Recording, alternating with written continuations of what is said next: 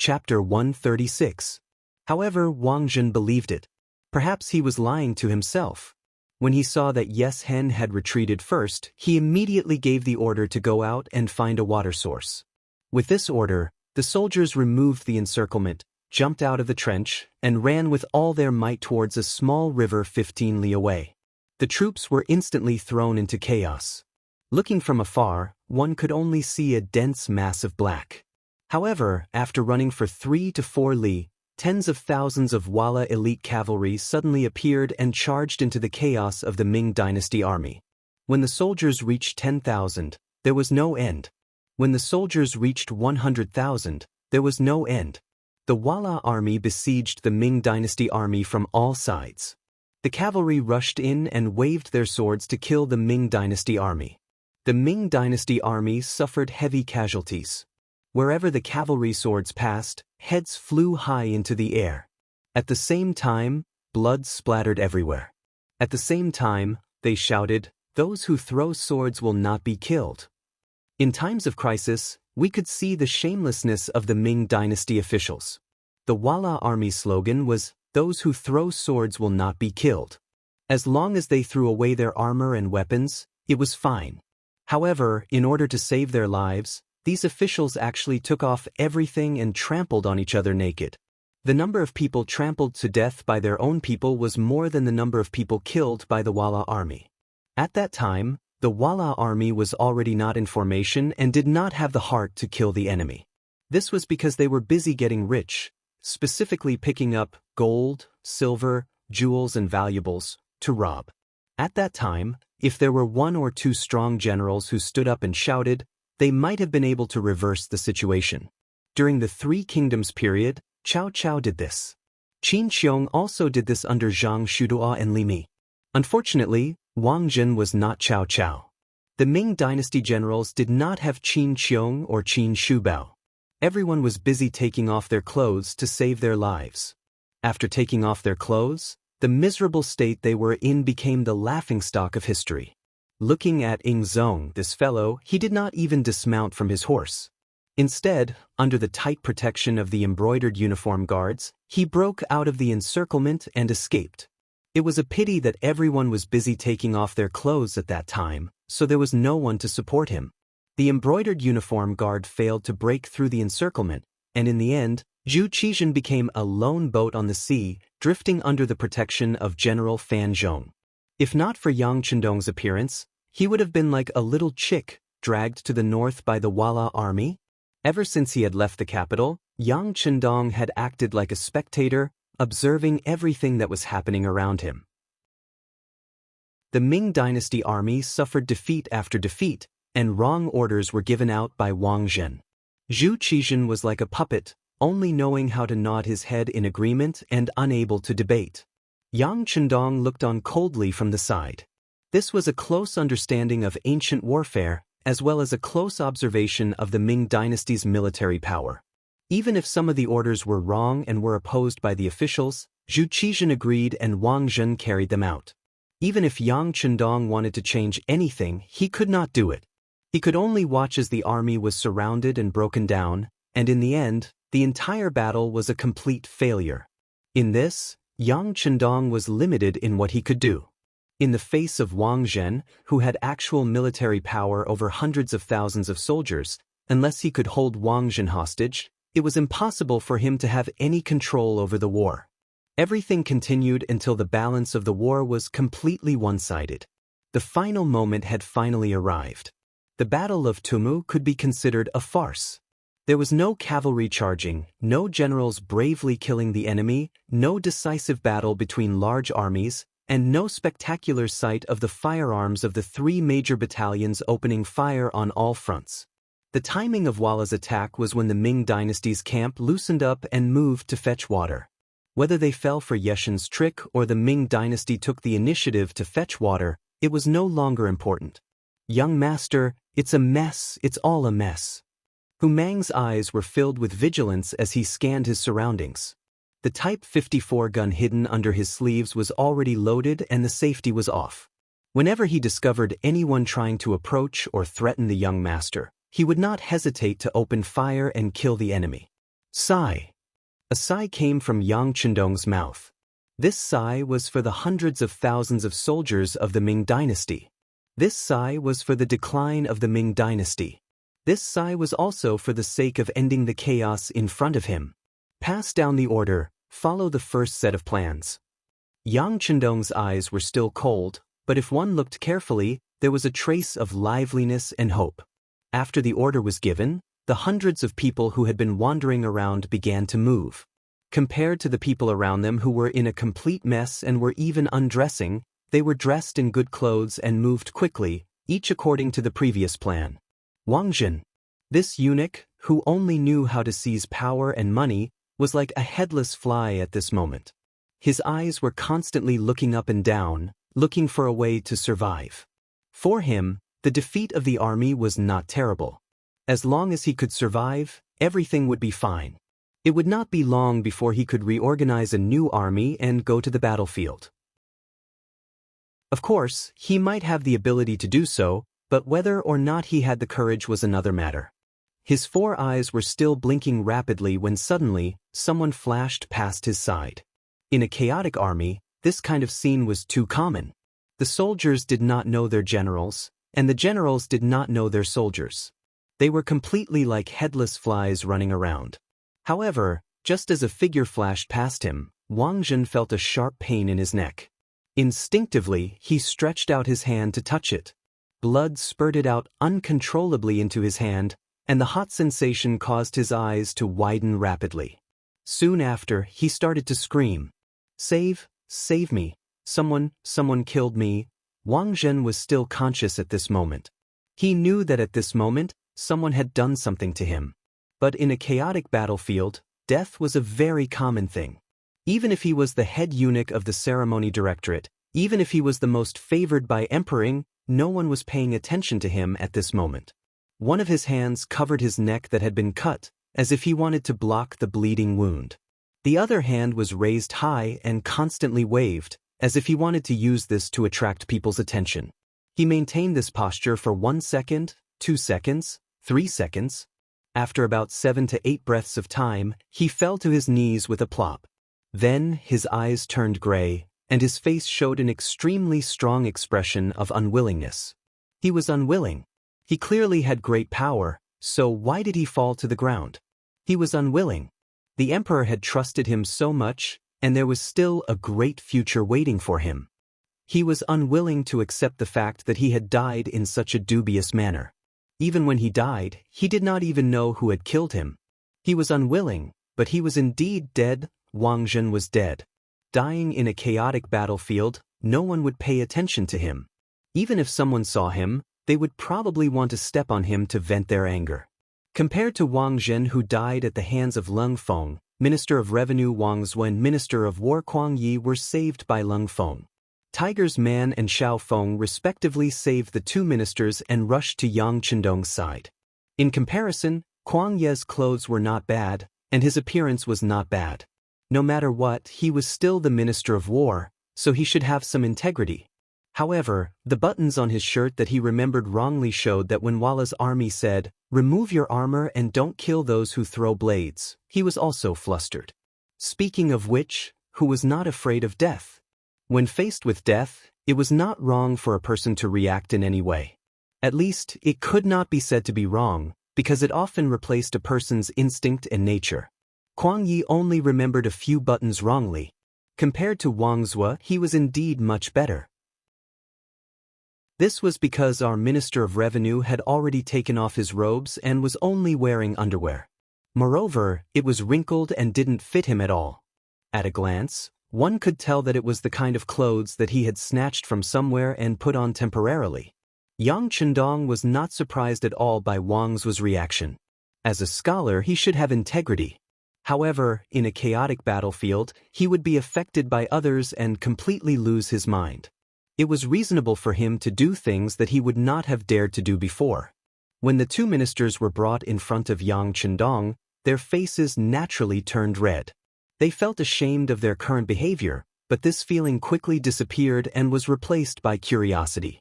They were curious as to why, in such a chaotic situation, This crown prince, who was only a fifth-rank official, did not panic. Not only that, there were 10 to 20 strong men standing beside him. Compared to the panic of the other soldiers, these people stood up straight and their expressions were extremely serious. Their eyes were like poles as they scanned the surroundings. Their vigilance was clearly telling others not to casually walk into this place. Otherwise, the consequences would be very serious. The two ministers were surprised and many questions popped up in their minds. Then, another group of people came from afar. Their approach made the two of them nervous again. "Don't worry, they are on the same side." Noticing the two ministers' reaction, Yang Chendong said softly. This was like the warm sunlight in the winter, instantly relaxing their minds. The people who came from afar were the Lung Feng of the Yang clan's new army.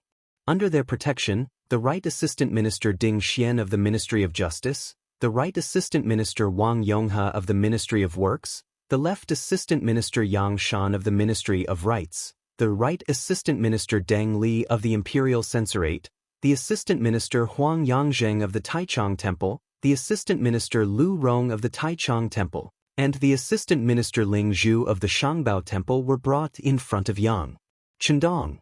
Seeing the 7 people walking over, Yang Chendong's gaze carried a trace of doubt as he asked the Lung Feng, "Just these?"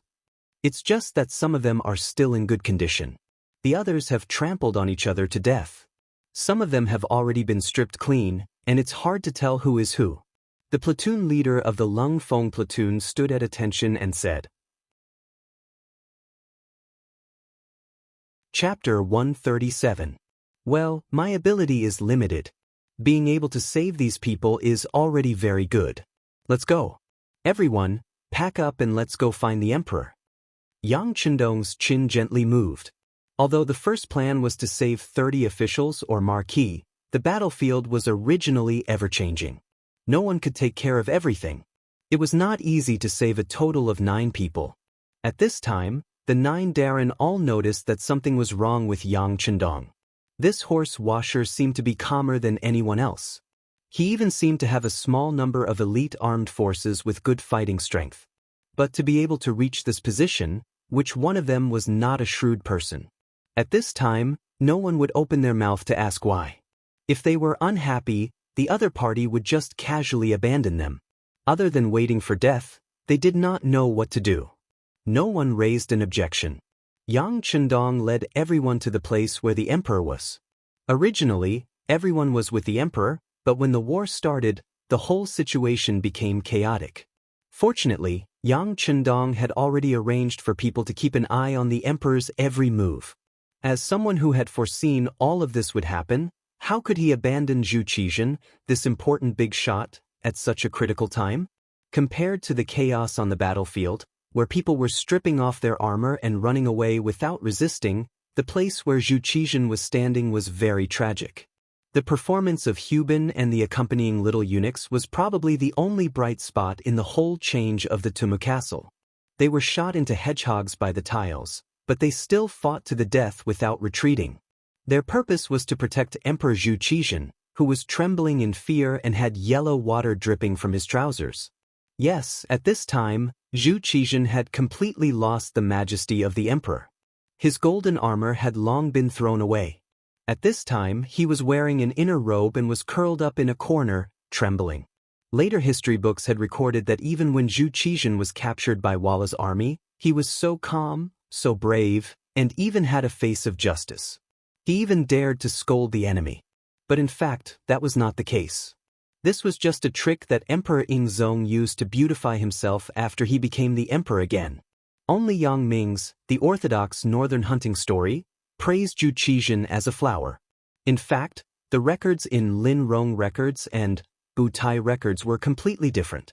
Just like Lu Dingji's record of negation of Taishang, we can see 3 things from the Tumu Castle incident. First, Wang Zhen was indeed the culprit behind the Tumu Castle incident. Second, Zhu Qizhen was not calm at all. Third, the officials were very shameless, and the imperial guards, Hubin, were very loyal. When Yang Chendong and the 9 ministers arrived, they saw a group of Wala cavalry fighting against Hu Ben and the eunuchs. However, relatively speaking, the ones who were killed were the little eunuchs. By the time he arrived with everyone, all the eunuchs were dead, and not a single one was left.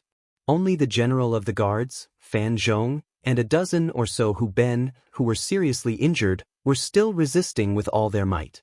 Even though they were still far away, everyone could see that even their emperor would be captured by the Wala cavalry if they stayed any longer. The 9 ministers and all the new soldiers of the Yang family all looked at Yang Chendong. At this moment, he had undoubtedly become the backbone of everyone. Everyone's hopes were placed on him. Charge over, open a bloody path. Anyone who resists, kill. His face was indifferent, and his words fell from his mouth. If someone did not know, they would think that he was a general who had the overall situation under control. In fact, they only had 100 people, but the Wala cavalry had at least 300 people. The 9 ministers looked at Yang Chendong with suspicious eyes. They really could not understand what this horse-washing master was relying on at this moment. In contrast, the 100 soldiers were eager to give it a try. Speaking of which, these people had all been baptized by war. Some had participated in the War of Deng Maoqi's uprising, and also participated in the Battle of Ryukyu Island. Speaking of which, if these people did not have outstanding strength and outstanding performance, they would not have become soldiers of the 1st Company of the 1st Battalion. Most of the time, the 1st Battalion represented the strongest. But no matter how many battles they had participated in, how many victories they had won, it could not compare to this time. This was in front of the 6th young master. Perhaps many of the soldiers would not have such an opportunity in their lives. But now, the opportunity was in front of them. Who would not want to perform well? At this time, the role of the commander of the 1st Battalion, Xiaofeng, suddenly appeared. As an officer and the current leader of the army, after hearing Yang Chendong's order, he said without the slightest hesitation, "The 1st platoon is responsible for the left wing, the 2nd platoon is responsible for the right wing, the 3rd platoon is responsible for the 8th platoon, the 9th platoon is responsible for the safety of everyone, and the 10th platoon is responsible for the rear." After the order was given, the 100 soldiers of the 1st Battalion quickly moved. Some went to the left, some went to the right, and some rushed to the front of Yang Chendong and the others. In less than 10 breaths, everyone was in position. Their speed and agility opened the eyes of the Minister of War, Kuang Yi, who was in the crowd. He had lived for decades, and most of the time, he was in communication with the branch. He could not be more clear about the execution and mobility of the great Ming dynasty's army. It was precisely because of this that he could see the horror of this army that jumped out of nowhere. Not to mention other things, just their mobility alone was inferior to the great Ming dynasty's army that he had seen. Even the elite army when Emperor Cheng was still alive would not have such a performance. They were able to be orderly in times of danger without the slightest trace of disorder. While the ministers were dazzled, the 1st Battalion of the 1st Battalion completed the distribution of the battle formation. Then, after Xiaofeng said the word "advance," the army began to attack forward. Step by step they were very steady. The eyes of the 100 soldiers also lit up, and they were full of courage. Before everyone could see what was going on, a black firearm that no one had seen before appeared in the hands of the soldiers of the 1st Battalion of the 1st Battalion. As soon as the firearm was taken out, these people seemed to have become one with it, giving people the feeling that this thing originally existed.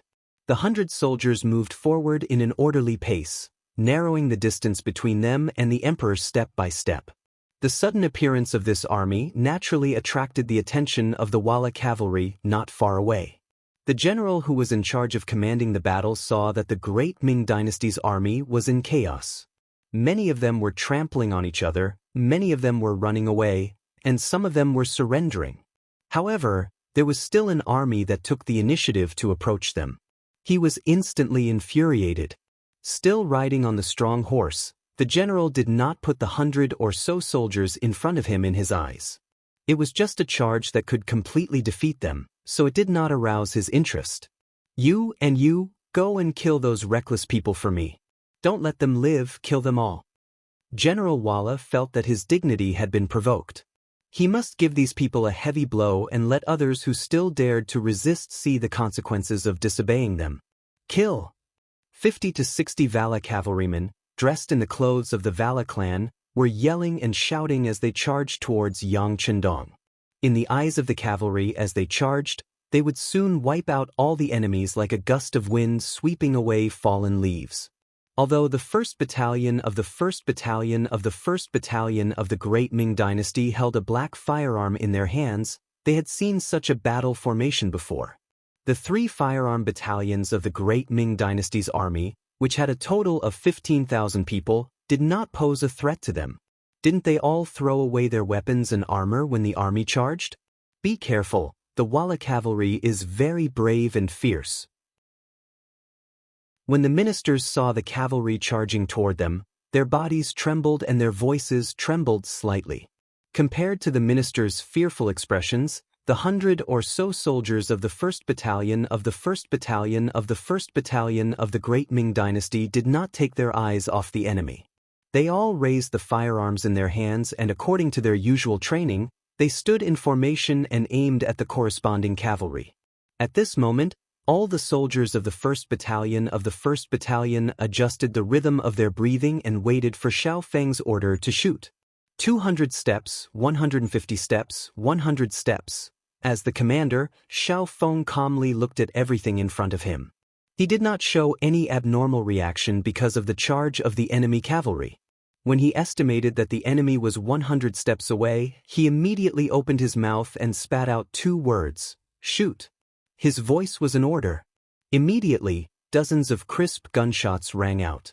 The bullets whizzed out of the barrels, as if they were carrying a trace of fire as they rushed forward. Even the moment the gunshots rang out, they sounded so orderly as if there was only one person firing from the beginning to the end. These were the soldiers of the 1st Battalion of the 1st Battalion, the strongest elites that Yang Chendong had spent a lot of effort to train.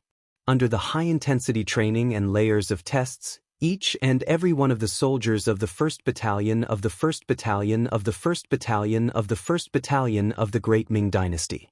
When the gunshots rang out, the Wala cavalry charging toward them were like small trees that were swept up by a strong wind and fell to the ground one by one. At this moment, all of the 50 to 60 men fell off their horses. Only 56 horses that had lost their owners ran toward them. Try to capture as many war horses as possible for the lords to use. Yang Chendong looked at the results of the first round of shooting and nodded with satisfaction. His expression also relaxed a lot. Before seeing a real battle, even though Yang Chendong was extremely confident in his training, he still lacked confidence. Most of the time, training included drills and real battle were 2 different things. Now, after a wave of bullets, it was effective. All the enemies were hit and killed, and no one was caught. This result was very satisfying and very gratifying. Chapter 138. After the order was given, Lung Feng grabbed the Vala horses one by one and brought them before the 9 ministers. What they received in return was a look of disbelief. Among the ministers, Kuang Ye's eyes were as wide as bells. What kind of firearm is this? How can it shoot so far and so accurately? Can you show it to me? Sorry, I can't. He watched as Kuang Ye's hand unconsciously reached for the gun in the hand of Lung Feng, who had delivered the horse to him. Kuang Yi moved his body slightly and dodged the gun. Then, he looked at Lung Feng with a cold and murderous gaze. It was this look that made Kuang Ye's body tremble uncontrollably. At this moment, he felt that he was so close to the god of death. Sorry, Minister Feng, they are mercenaries. They only took my money to do something. They won't listen to anyone and won't allow anyone to touch the weapons in their hands. If you insist on doing so, there's only one outcome, and that's becoming a dead man. I can't protect you on this point. Yang Chendong saw Kuang Ye's awkwardness. He knew that if he didn't make things clear, everyone would be suspicious. Since that was the case, he might as well make things clear and dispel these people's suspicions. As soon as this was said, the officials who were originally curious withdrew their gazes and looked down, as if they did not care about what was going on outside. If they touched it, they would die. The price of curiosity was too high. It was so high that they couldn't bear it. Even Minister Kuang Yi became a lot more honest at this time and even apologized. This old man was reckless just now, it's my fault. It's fine. The ignorant are innocent. Just don't do it. Yang Chendong smiled and turned to Xiaofeng. Our emperor hasn't been rescued and we haven't achieved our goal. We'll have to trouble you. Since they were collaborators, he had to be careful with his words. Xiaofeng, who was somewhat uncomfortable with Yang Chendong's attitude and tone of discussion, hurriedly said, Okay, since we've taken 6th young master's money, of course we'll do it well. Everyone listen up. Keep moving forward. A few hundred steps away, General Wallace sat on his horse in a daze. Unknowingly, he already had the urge to pee, and it was almost flowing out uncontrollably. 50 to 60 cavalrymen were wiped out in the blink of an eye. Not a single one of them was able to get within 90 paces. They all died. One had to know that all of them had died without a single survivor. This had never happened before in previous battles. No one had even thought that such a situation would occur. But now, the truth had appeared. Again, let's go together and kill all of them. General Walla was angry. He didn't know that the emperor of the Great Ming Dynasty was already close at hand. He only needed 2 or 3 more charges to capture him alive. He was frightened by Yang Chendong's team. He felt that if he didn't deal with these people, it would be like a fishbone stuck in his throat, and he wouldn't feel safe at all. Many of the remaining 200 or so Walla cavalry also saw this scene. At first, they were indeed shocked, but with the general's shout, the heroic spirit in their hearts was stimulated. Each of them stared at the more than 100 people with covetous eyes, and then the cavalry charged. More than 200 cavalrymen against more than 100 people, and all of them were infantrymen. Moreover, there were no obstacles on the plains. No matter how one looked at it, there was no possibility of failure. Once the speed of the horses increased, the cavalry swords in their hands would only need to lightly slash and a big head would fly. Ah! All kinds of screams were heard, and the Walla cavalry's charge began. With the help of the speed of the horses, the distance between the two sides was quickly shortened. Be careful, be careful. Kuang Yi, Wang Zue, and the other important officials were staring at the scene in front of them. Although they were already sitting on their horses, they still felt their bodies trembling. This was because they really didn't know how these mercenaries, as mentioned by Yang Chendong, would deal with more than 2 times the number of soldiers. This was naturally because they didn't understand these firearms. Their past experience told them that the power of firearms was indeed not small, but their weakness was also quite obvious. That was, after firing a shot, they had to reload. In this way, when facing more than 2 times the number of enemies, the firearm soldiers didn't have the slightest advantage. Raise your guns, ready, to fire. Different from the previous time, this time, Xiaofeng also raised the 95 style in his hand. The increase in the number of enemies made him want to join in the battle. However, this action of his had indeed caused the other Leng Feng members to show dissatisfaction. It was just more than 2 times the number of enemies, and they really didn't care about it. The battalion commander clearly wanted to satisfy his craving. Naturally, no one could guess the thoughts of the Leng Feng. Just when everyone thought that the battle was going to end badly, gunshots rang out. First, it was a volley of shots, and almost half of the enemy's troops were eliminated. Then, the gunshots were no longer as orderly as before, but it only gave the impression that there were a few more gunshots. Next, on the entire battlefield, only General Walla was escaping on his horse. At the most crucial moment, the general became afraid. He relied on his superb horsemanship to hide his body on the horse, and only then did he manage to dodge the shot. However, in front of the most elite Leng Feng, since you were already identified as a target, how could you escape? Even if you managed to dodge the first shot, you wouldn't be able to dodge the second.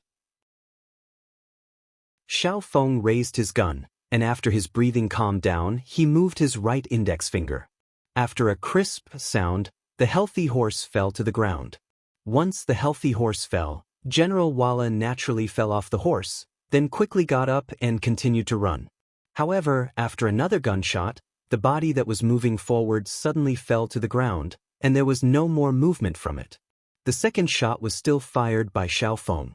He wasn't arrogant enough to think that he could kill the target with one shot, so he only shot the horse to prepare himself for the next shot.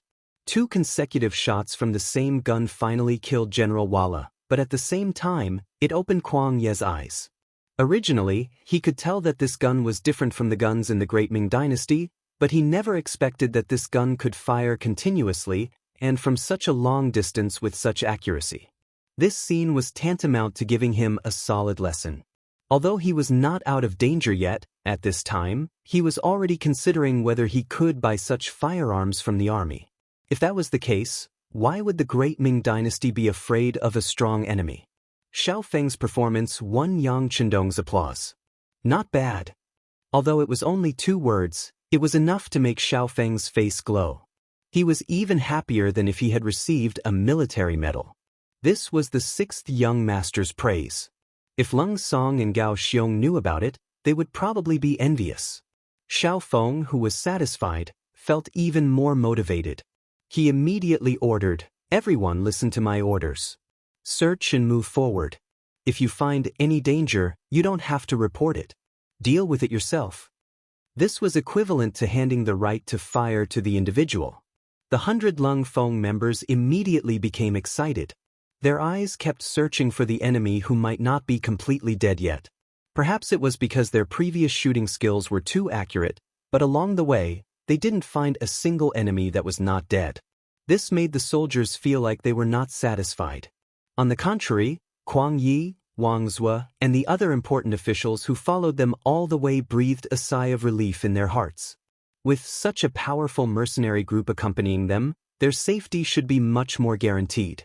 After more than 300 steps, Zhu Qizhen finally took off his armor and appeared in everyone's line of sight in a yellow robe. Compared to his usual high and mighty appearance, at this moment, his eyes were filled with fear. His clothes were disheveled, and there was even a small bruise on his face. The bruise was probably caused by falling to the ground. In short, he was currently in a sorry state. When he saw Yang Chendong and the others, his originally lifeless eyes immediately became filled with a strong desire for life. "Beloved official Yang, we are here. We are here. Check the injuries of the others and protect His Majesty." Yang Chendong also saw Zhu Qizhen. He then ran over to Zhu Qizhen's side, pretending to be terrified. Finally, he could grab Yang Chendong's hand. Zhu Qizhen said with a panicked expression, "Sir, you have misled me. You have misled me." At this moment, Zhu Qizhen still didn't forget to find a scapegoat for this great defeat. From this, it could be seen that no one who could become an emperor was simple. Yes, Eunuch Wang messed up the battle and caused a great defeat. He is guilty. However, he did it out of kindness. He just isn't good at leading troops. Yang Chendong knew how Zhu Qizhen felt about Wang Zhen. In history, this person was first captured and then sent back by Walla. He only regained the throne a few years later. However, once he took the throne, he didn't forget to build a colorful clay statue for Wang Zhen. He even built a monument for him. Just from this point alone, it could be seen how much Zhu Qizhen doted on Wang Zhen. He didn't believe that Zhu Qizhen would hate Wang Zhen just because of this great defeat. Furthermore, outsiders knew that he and Wang Zhen were working together. If he said anything overboard now, it would give people the impression that he was burning the bridge after crossing the river. Anyway, he had already been killed by Lung Feng. What did it matter if he said something nice? When Yang Chendong said this, Zhu Qizhen looked at him with admiration. He then said, "Beloved official Yang, you should send someone to see if you can find Sir. Perhaps he is fighting with the enemy somewhere." Chapter 139. "Oh, okay." Yang Chendong nodded his head in agreement when he saw that it was true. This action was strongly opposed by Kuang Yi, Wang Zue, and the others. "That won't do, Your Majesty. We don't have many soldiers by our side right now. If we send more people out and encounter the Walla cavalry, I'm afraid it will be disastrous. Your Majesty, please reconsider." If Wang Zhen was here, they wouldn't dare to say this. However, they knew that he wasn't here and that he was most likely dead. Even if it was for their own safety, they could say anything. That's right, that's right. We only have 100 mercenaries by our side. If we ask them for help, it will definitely divide our strength. If we encounter another enemy, we won't even know if we're dead or alive. Yang Chendong naturally wouldn't send Leng Feng to search for Wang Zhen. Wang Zhen was already dead. What was the point of searching for him? Thus, he pretended to be in a difficult position. When he mentioned that searching for Wang Zhen would divide their strength and put them in danger, Zhu Qizhen's desire to search for Wang Zhen wasn't as strong. After all, no matter how good their relationship was, if there was a possibility of losing their lives, they would have to think twice. Sigh, all right. I believe that Sir will be blessed by the heavens. He should be fine. Zhu Qizhen was forced to give up on searching for Wang Zhen. However, he then looked at Yang Chendong and said, "Beloved official Yang, who are these people? How did they have the strength to kill so many Wala cavalry and come to my side? Your Majesty, please forgive this subject for his innocence." Yang Chendong knew that this was an excellent opportunity to reveal the identities of Xiao Feng and the others. Of course, he wouldn't miss it. Thus, he pretended to be guilty as he spoke. "Sigh, beloved official Yang, why are you doing this? You saved me. This is a great merit. How can I blame you?" Zhu Qizhen grabbed Yang Chendong and didn't let him kneel down. Instead, he spoke with an excited expression. It had to be said that Zhu Qizhen had a way of grasping people's hearts. Just like those words just now, anyone who heard it would be inexplicably grateful, and even have the thought of going through water and treading on fire to repay the emperor's kindness. But who was Yang Chendong? In the future, being a monarch was just a status symbol to him. It was absolutely impossible for him to swear loyalty because of this. At the very least, it was not something that an incapable ruler like Zhu Qizhen could do. In his heart, he didn't take Zhu Qizhen's words to heart, but on the surface, he pretended to be extremely touched and said, "How could this subject save the emperor? It's clear that the emperor is blessed by the heavens, which led this subject to rush over." Zhu Qizhen's face lit up with joy after hearing those words. His fearful expression seemed to have relaxed quite a bit. "Your Majesty, the reason why I said I was guilty was because I was afraid of death. That's why I spent a lot of money to hire these foreign mercenaries. They only recognize money and not people. In their eyes, there is no distinction between country and region. They will work for whoever can pay them. Your Majesty also knows that this subject doesn't lack money. I did it for the sake of my own safety. But I didn't report it to Your Majesty in advance, which is also a crime." There was a dignified opportunity to say the identity of Xiao Feng and the others to Zhu Qizhen.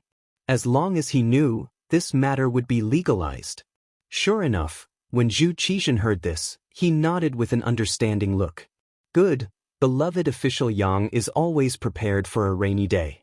But I just don't know how much they are so powerful." Zhu Qizhen wasn't the only one who thought this way. The other ministers were also very curious. After seeing the power of this mercenary army, they really wanted to know how much it was. In fact, the one who was most concerned about it was Zhu Qizhen. Although he didn't see it personally, to be able to come in front of him in the midst of the chaos, they must have some ability. Then if everyone could hire such a powerful army, wouldn't it mean that they had the capital to rebel? How could he not pay attention to it? Feeling everyone's gaze on him, Yang Chendong smiled and said, "Your Majesty. Coincidentally, they weren't hired by me in the beginning. They were barbarians from overseas who did business with me. This time, they were in charge of delivering goods to the skies beyond trading company. When I met them, the army was about to go to war. I discussed it with them and asked them to protect me for 10,000 taels per person. If it weren't for this coincidence, I'm afraid that they wouldn't be interested in such a small amount of money. 10,000 taels per person, 100 people would be 1,000,000 taels." After hearing this, Kuang Yi and Wang Zhuo couldn't help but suck in a breath of cold air. Especially Wang Zhuo. As the Minister of Revenue, he had a clear understanding of the great Ming dynasty's money. The value of the money that passed through his hands every year was very large. However, even he was shocked when he heard the price, not to mention the other important ministers. This answer also shocked Zhu Qizhen so much that he broke out in a cold sweat. 1,000,000 taels of silver just to protect him? This Yang Chendong was really too rich. Of course, he was probably the only person in the entire court who could afford such a price. After all, whether it was the immortal abode or the skies beyond trading company, large amounts of money flowed in every day. This answer also allowed Zhu Qizhen to breathe a sigh of relief. The higher the price of the mercenary army, the more relieved he would be. It also showed that not everyone had the ability to hire this army and achieve great things to threaten him. While they were talking, Tiger's Mane walked up to Yang Chendong. Young master, apart from General Fan Zhong's injuries, the rest of the Tiger's Mane didn't continue, but his continuous shaking of his head explained everything. When Yang Chendong heard this, he didn't make any decisions. Instead, he looked at Zhu Qizhen with an expression that said, "You're the emperor, so you should make the decisions. Forget it, just let them be. When we return to the palace, we will reward their families greatly. As for what happens next? Beloved Minister Yang, and my other beloved ministers, what do you all think?" Zhu Qizhen was very satisfied with Yang Chendong's attitude, but he really didn't have any ideas right now. After the army's defeat, his mind was already in a mess. Although he said he was asking the ministers, everyone's eyes were actually on Yang Chendong. It was clear that they had long since run out of ideas. In a situation where they were surrounded by enemies, there seemed to be no path out that was safe. Since he was the one who came up with the idea, Yang Chendong didn't hold back. He knew that the longer they stayed here, the greater the danger they would be in. Previously, because all of the Walla cavalry had been wiped out, the news didn't spread. But once the Walla army found out about their tracks, once the army pressed on, with only 100 people, there was still danger. Alright, since the emperor has given this important task to this subject will give his own suggestion. Our current position is naturally the closest to Huailai County, but that place is also the most dangerous. The Walla will definitely be on guard against us and will definitely arrange a large number of troops there. Then we might as well do the opposite and go to Yuzhou. Yang Chendong acted as if he had a card up his sleeve. In reality, this was also his plan from the beginning. That's right, catch them off guard and attack them when they least expect it. The art of war says that what is false and what is true and what is false. I'm sure no one will think that we will go to Yuzhou. After hearing Yang Chendong's suggestion, Minister of War Kuang Yi immediately supported it. Yang Chendong and Kuang Yi, who understood the art of war, both had the same idea. Zhu Qizhen's heart was set. Alright, then we will go to Yuzhou. After saying that, he got up and prepared to leave. But he was stopped by Yang Chendong. What is the meaning of this, Minister Yang? Zhu Qizhen's expression changed greatly. He was afraid that this person would have evil intentions towards him. If that was the case, then with only the injured General Fan Zhong, he was afraid that he wouldn't be able to protect himself. Yang Chendong, what are you doing? Fan Zhong stepped forward with his hammer in hand, in a questioning manner. But before he could get close, Tiger's Mane, Beta Persei and Yang Wu had already surrounded him from 3 directions. It was guaranteed that if he took another step forward, his blood would splatter 5 feet and he would fall to the ground and die. The situation suddenly became tense. Yang Chendong hurriedly gave Tiger's Mane and the others a look to retreat, then half knelt in front of Zhu Qizhen. Your Majesty, this subject doesn't have any other intentions. It's just that if we are going to escape, Your Majesty must change your clothes. Change my clothes? Zhu Qizhen was puzzled. Your Majesty, wearing a yellow robe will easily attract other people's attention. It will also easily attract the Walla cavalry's pursuit. Yang Chendong cursed the other party's pig head in his heart, but on the surface, he looked like he was advising him. At this moment, Zhu Qizhen came to his senses and nodded. That's right. Beloved official Yang is right. Since that's the case, we will take off the yellow robe. Yes, Your Majesty not only has to take off the robe, but also put it on someone else to confuse the enemy's attention. Yang Chendong's words shocked Kuang Yi and the other officials, causing them to become nervous. They first looked at each other, then slowly lowered their heads. These people's reactions fell into the eyes of Yang Chendong and Zhu Qizhen, and the latter was naturally unhappy. The former lowered his head and smiled, but when he looked up, he had already returned to his serious state. Your Majesty can put the yellow robe on Hu Ben, who died with a similar figure to you, to create a false image and use it to confuse the enemy." Hearing that they were going to let the dead wear clothes, Kuang Yi and the others raised their heads one by one, and their expressions returned to normal.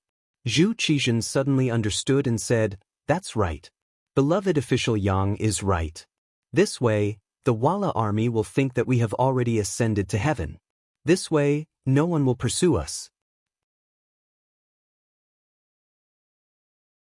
Chapter 140. Your Majesty is wise. Yang Chendong and several other important officials all knelt on the ground with respectful expressions. Officials, please rise. I will take off my clothes now." Zhu Qizhen seemed to have found the feeling of being an emperor again. With a laugh, he took off his yellow robe. Soon, Hu Ben, whose body was similar to Zhu Qizhen's, was brought in front of everyone. More importantly, his face had been cut several times. Everyone worked together and put the yellow robe on the body of the dead. Then, they identified the direction of Yuzhou and hurried over. About 2 hours after they left, a group of about 500 Wala cavalry rushed over. Among them was a eunuch wearing a eunuch uniform. This person was Xining, and could be considered an important eunuch in the group. Xining followed the army out. When the chaos broke out, he was unfortunately caught by the Wala cavalry.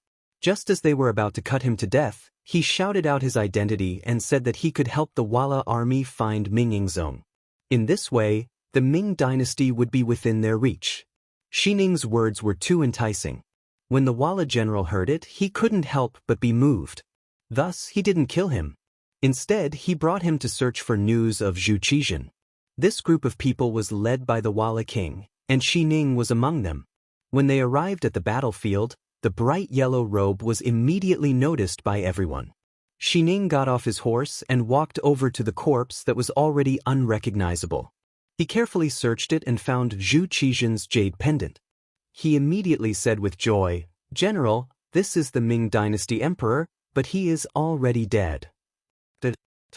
Hearing that Zhu Qizhen was dead, a trace of hatred appeared on the Wala king's face. It was clear that a dead person had no effect on him. Noticing the disappointment on the competition king's face, Xining, who was afraid that he would lose his life, rolled his eyes and said, "General, although the Ming dynasty emperor is already dead, we still have the jade pendant in our hands. We can still do something. I presume that this chaotic news will cause the Ming army to panic, and if we can use this chance, we might be able to attack the capital. Sir is very familiar with that place, with its countless treasures and beauties." Speaking of the prosperity of the capital as a former emissary, how could the periodical king not know of it?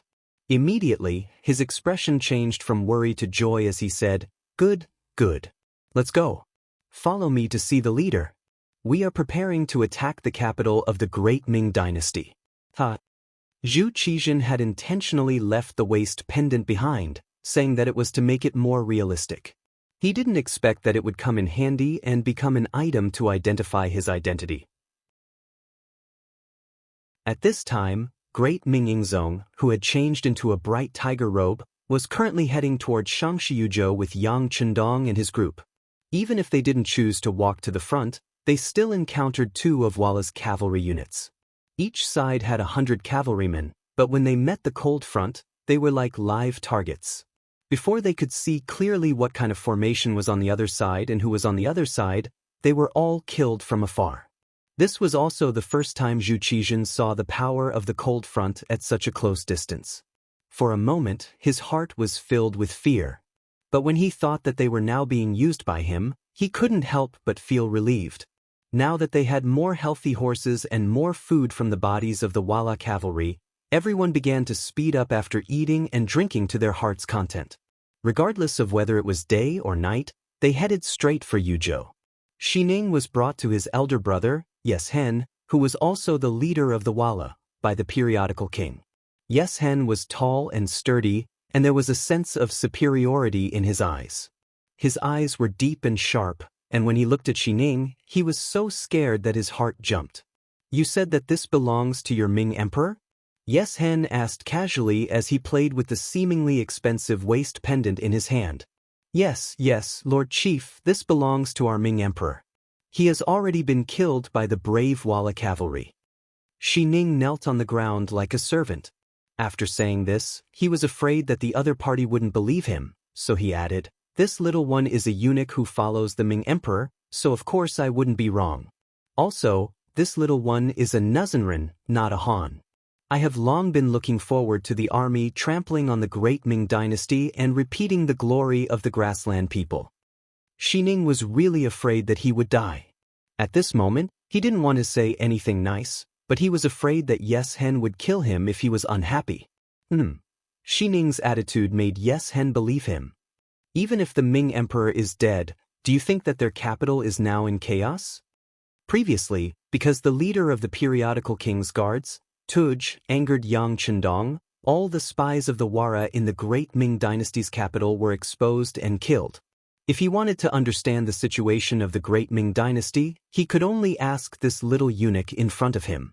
Xi Ning was afraid that Yes Hen would kill him without asking any questions. If that happened, he wouldn't be able to show his value. Now, as long as the other party was willing to ask him, it proved that he was useful, and his life was not in danger. And in order to better express himself, and also to show his importance, he, who was kneeling on the ground, analyzed, "Leader, what the Ming dynasty does not lack the least is the emperor.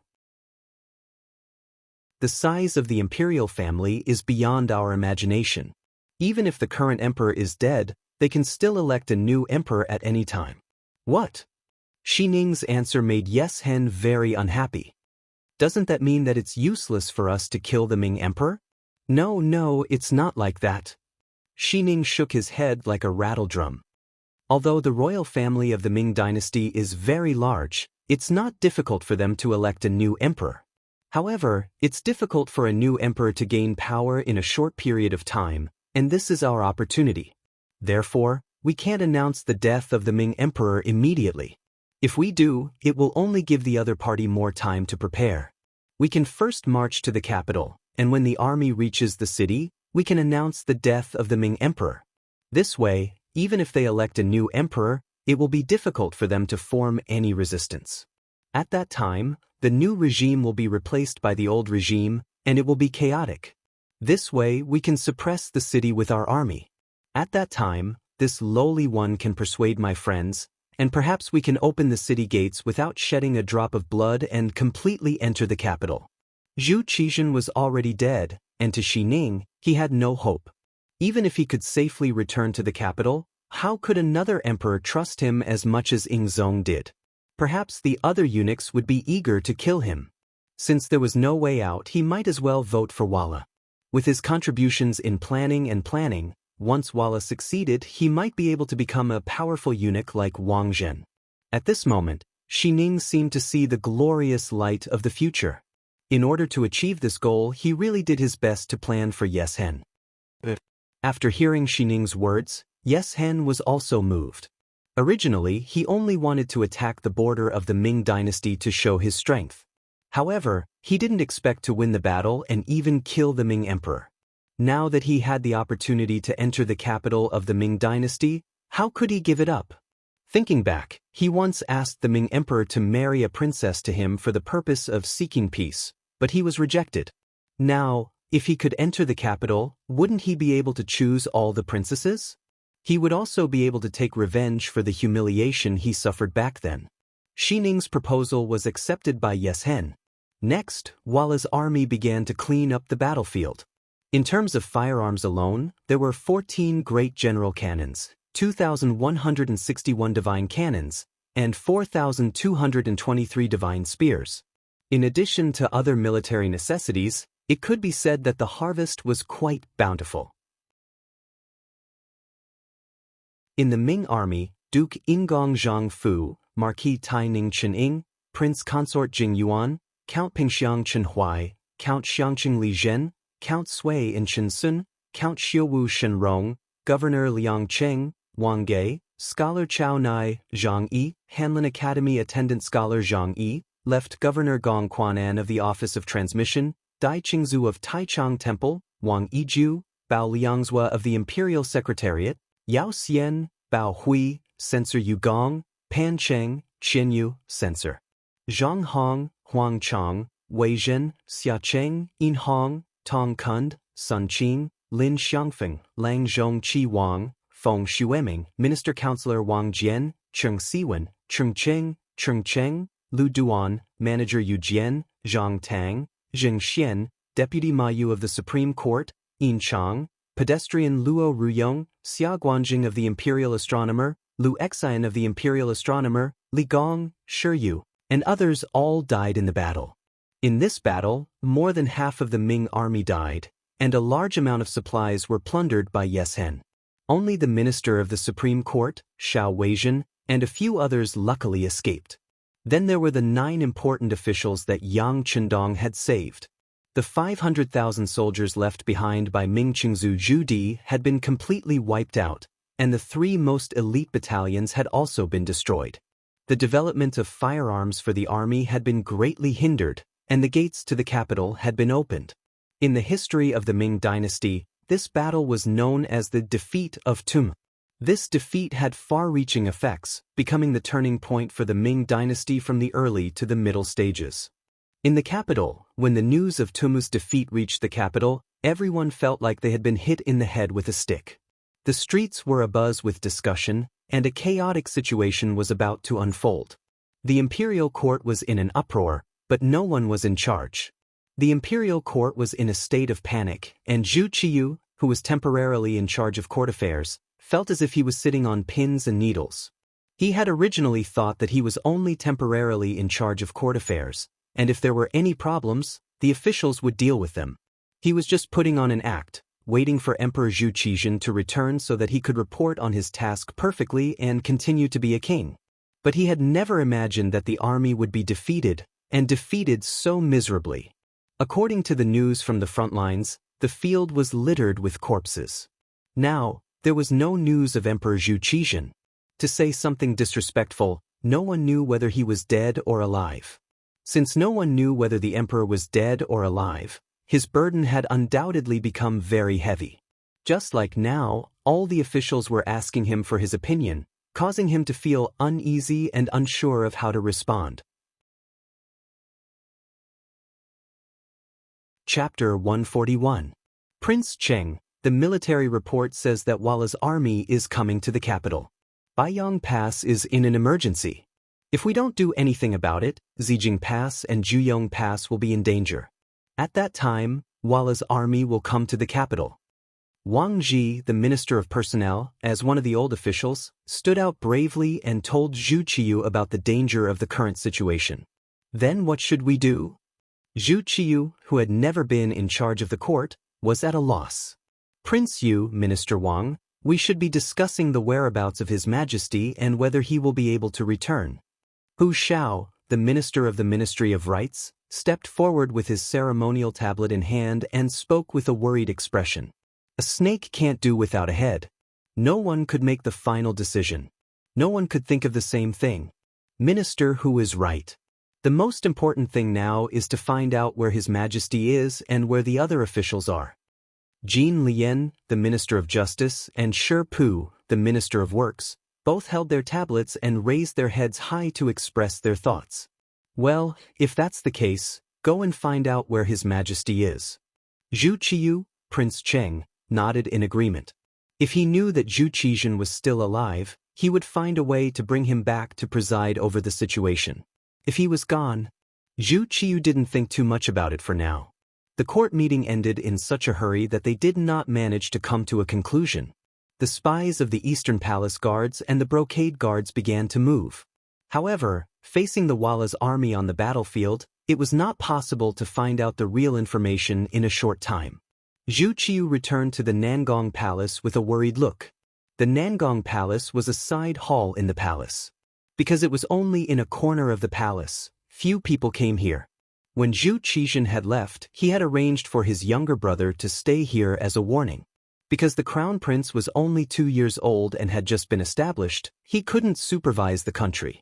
Therefore, Zhu Qiyu was asked to stay here. But it was just to let him stand there as a puppet. It was impossible for him to have any power or have any thoughts about the imperial power. The arrangement of the remote Nangong Palace was a warning to Zhu Qiyu that she had to grasp her own position and not overstep her authority. Zhu Qiyu did not have any thoughts about being assigned to Nangong's place. He was very clear about his own position, but that was based on Zhu Qizhen's triumphant return. Naturally, he had to return to his seat.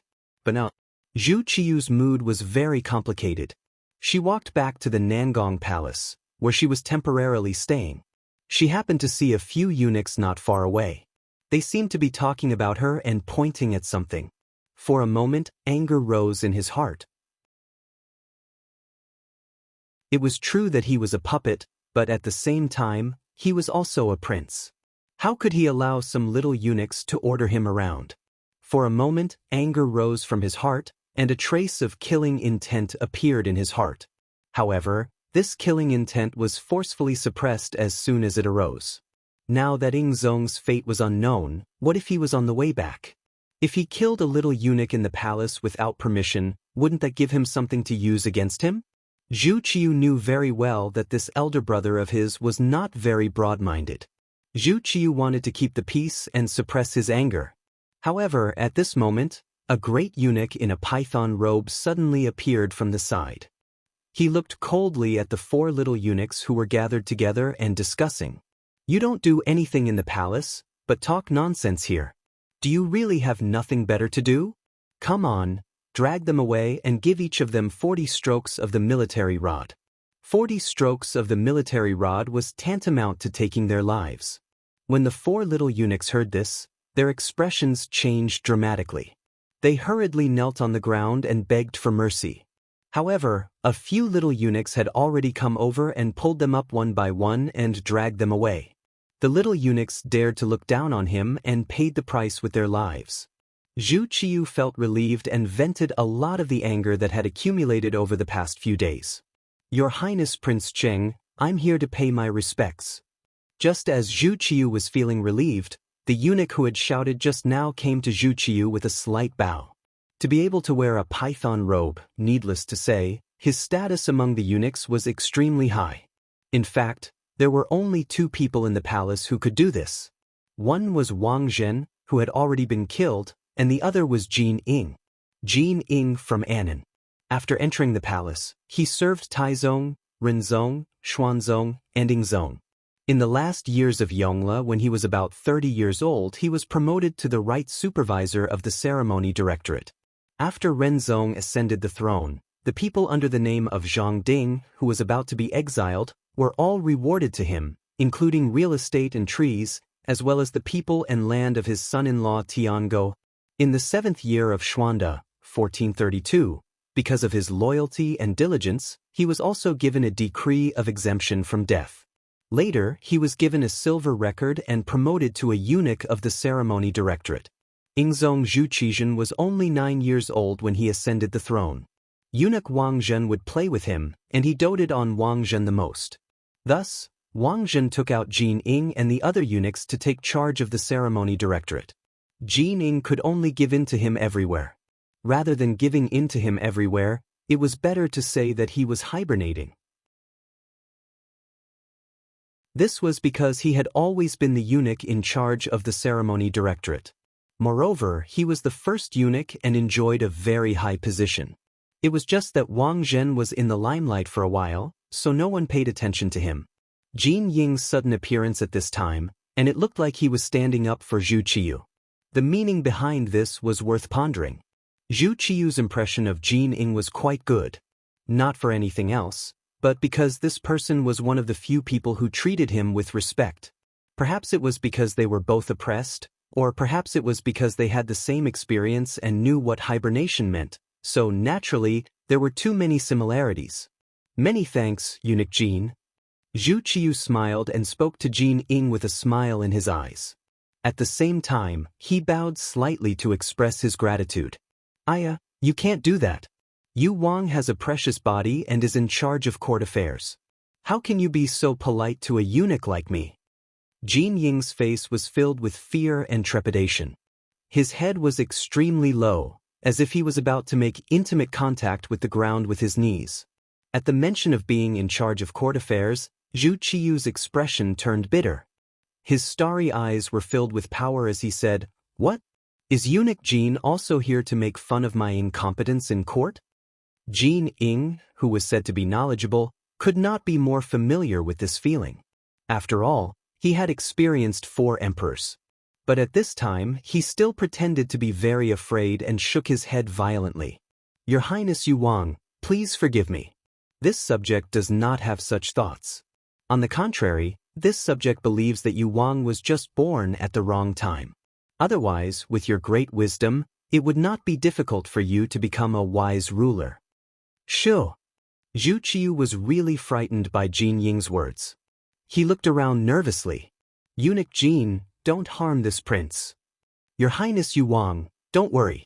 No matter what, this subject has been in the palace for so many years and has some power of my own. There is no third person within 100 steps of this place. You can rest assured." Jin Ying's face was full of confidence. This time, he had come to find Zhu Qiu, taking a certain risk. He had also come to express his loyalty and surrender. Since that was the case, how could he not make the necessary preparations? Let's go into the hall and talk. Zhu Qiu knew that if Jin Ing dared to say this, it must have been arranged. After all, once Zhu Qizhen found out that he had been in close contact with eunuchs in private, he would be suspected. He did not know what would happen to him. But Jin Ing regarded himself as a subject, so his intentions were clear. Jin Ing had been in the palace for so many years, so it was impossible for him not to know something that even Zhu Qiu himself knew. And since he still dared to come, he must have something to say to him. At that moment, he strode into the hall with a considerate look. Jin Ing followed half a step behind him. He followed closely behind with his head lowered. But if he was willing to raise his head at this moment, he would be able to see a very determined expression on his face. It was determination. Because this time, Jin Ing had come to persuade Zhu Qiu to take the throne. Regardless of whether Zhu Qizhen was alive or not, and whether he could return to the palace, in Jin Ying's eyes, he was already a useless person. The change of imperial power had always been a matter of swords and blades. Since you dared to leave the palace, you should be prepared for a turtle dove to take over your nest. If you wanted to blame someone, you could only blame Zhu Qizhen for trusting and doting on Wang Jin too much. Since you doted on someone else and did not give yourself a way out, don't blame him for looking for another way. Then, in the hall of the Nangong Palace, Zhu Qiu and Jin Ing chatted for a long time. No one knew what they talked about, but the various events that followed were enough to deduce what they had said and what they had planned. The Hu residence. After Hu Shao and Hu Zhangning returned to the residence from court, they gave strict orders that no one was to leave the residence without their permission. Even the maids in charge of buying groceries and cooking in the residence had to set a time limit. When they went out, they had to bring a few more servants with them. With the situation at court in chaos, no one knew what would happen next. Based on Hu Zhao's many years of experience as an official, it was better to avoid unnecessary trouble. First, they would wait and see. Then they would place heavy bets. This was a wise move. Because of this order, the atmosphere in the entire Hu residence became very tense and oppressive.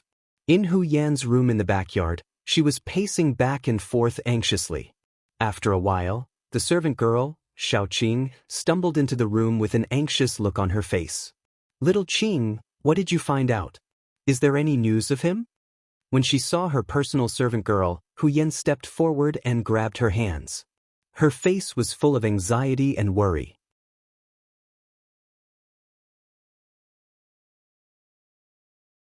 Chapter 142.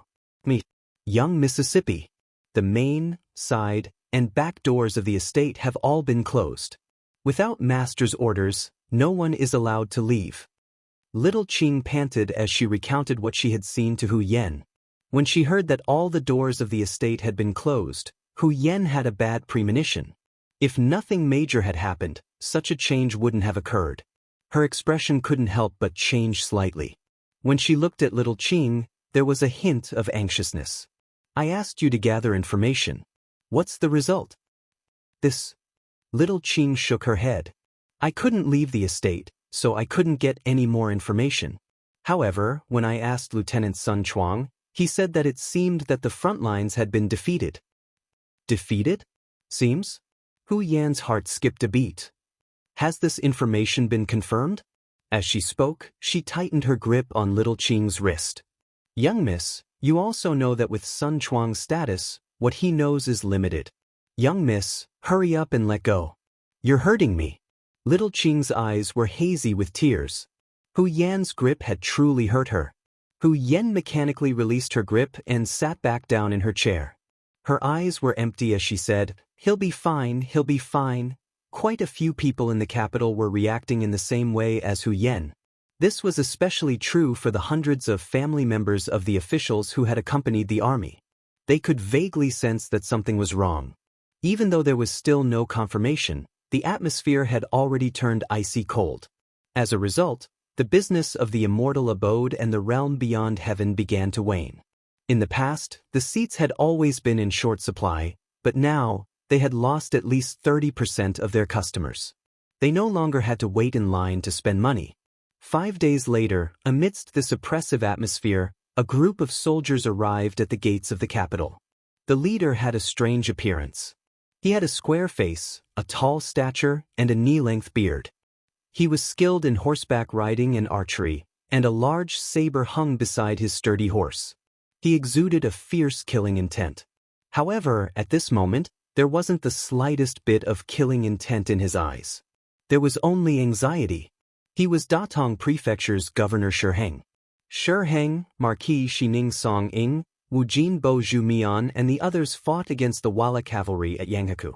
After the deaths of Song and Zhu, he had returned alone. Along the way, he had recruited soldiers and brought back several hundred cavalry. This time, he had returned to the capital to atone for his crimes by performing meritorious deeds. Shiheng came back with the latest news from the front line. When Zhu Qiyu, the imperial tutor prince, found out about this, he immediately summoned all the fourth rank and above officials in the capital to the palace for a discussion. In the imperial court, Shiheng knelt before Zhu Qiyu and recounted in detail what he had experienced and what he had seen. After he finished speaking, he continued to kowtow to the ground.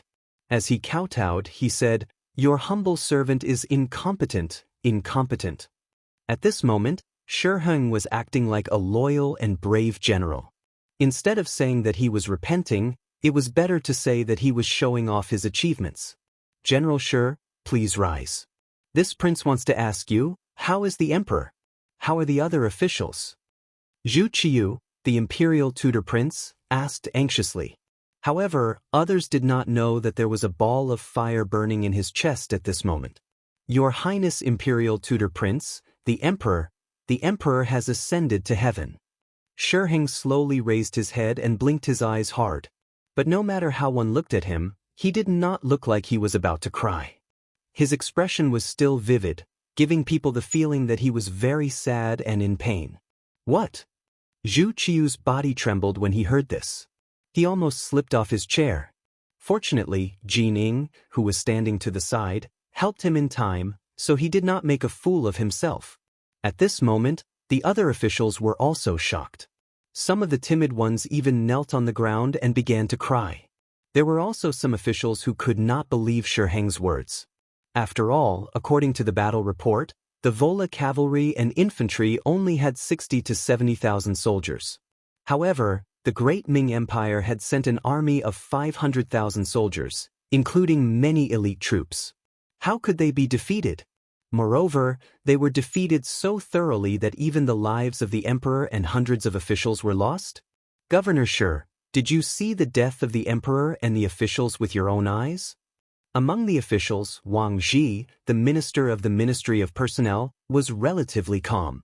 He really could not understand how they could have been defeated so miserably when they had outnumbered the enemy by 7 to 8 times. No, this official did not see the death of the emperor and the officials with my own eyes. But because of Wang Zhen's careless command, the army did not care about each other. The general did not know the soldiers, and the soldiers did not know the general. In addition, there was a lack of water and food, and the morale was low. When faced with the elite cavalry of the Wala, they fled or were injured. It was chaos. This official did not know where the emperor and the officials were at that time. But later, when we fought with a small number of the Wala cavalry, I learned the news from the captives. This official did not dare to delay any longer, so I killed my way out with my men. Shirheng kept beautifying himself as he spoke. He gave people the impression that he had given up on fighting the enemy in order to bring back news. But in reality, he had heard this news from some of the great Ming dynasty's deserters who understood the Wala language. Impudent! How can you insult my father like this? Just as Shirheng finished speaking, 3 people walked out from the crowd. They were the commander of the Brocade Guards, Ma Shun, primary 3rd rank, the commander of the Brocade Guards, Wang Shan, secondary 3rd rank, and the commander of the Brocade Guards, Wang Lin, primary 4th rank. When the 2 of them heard that Shirheng had put all the blame on Wang Zhen, how could they let it go?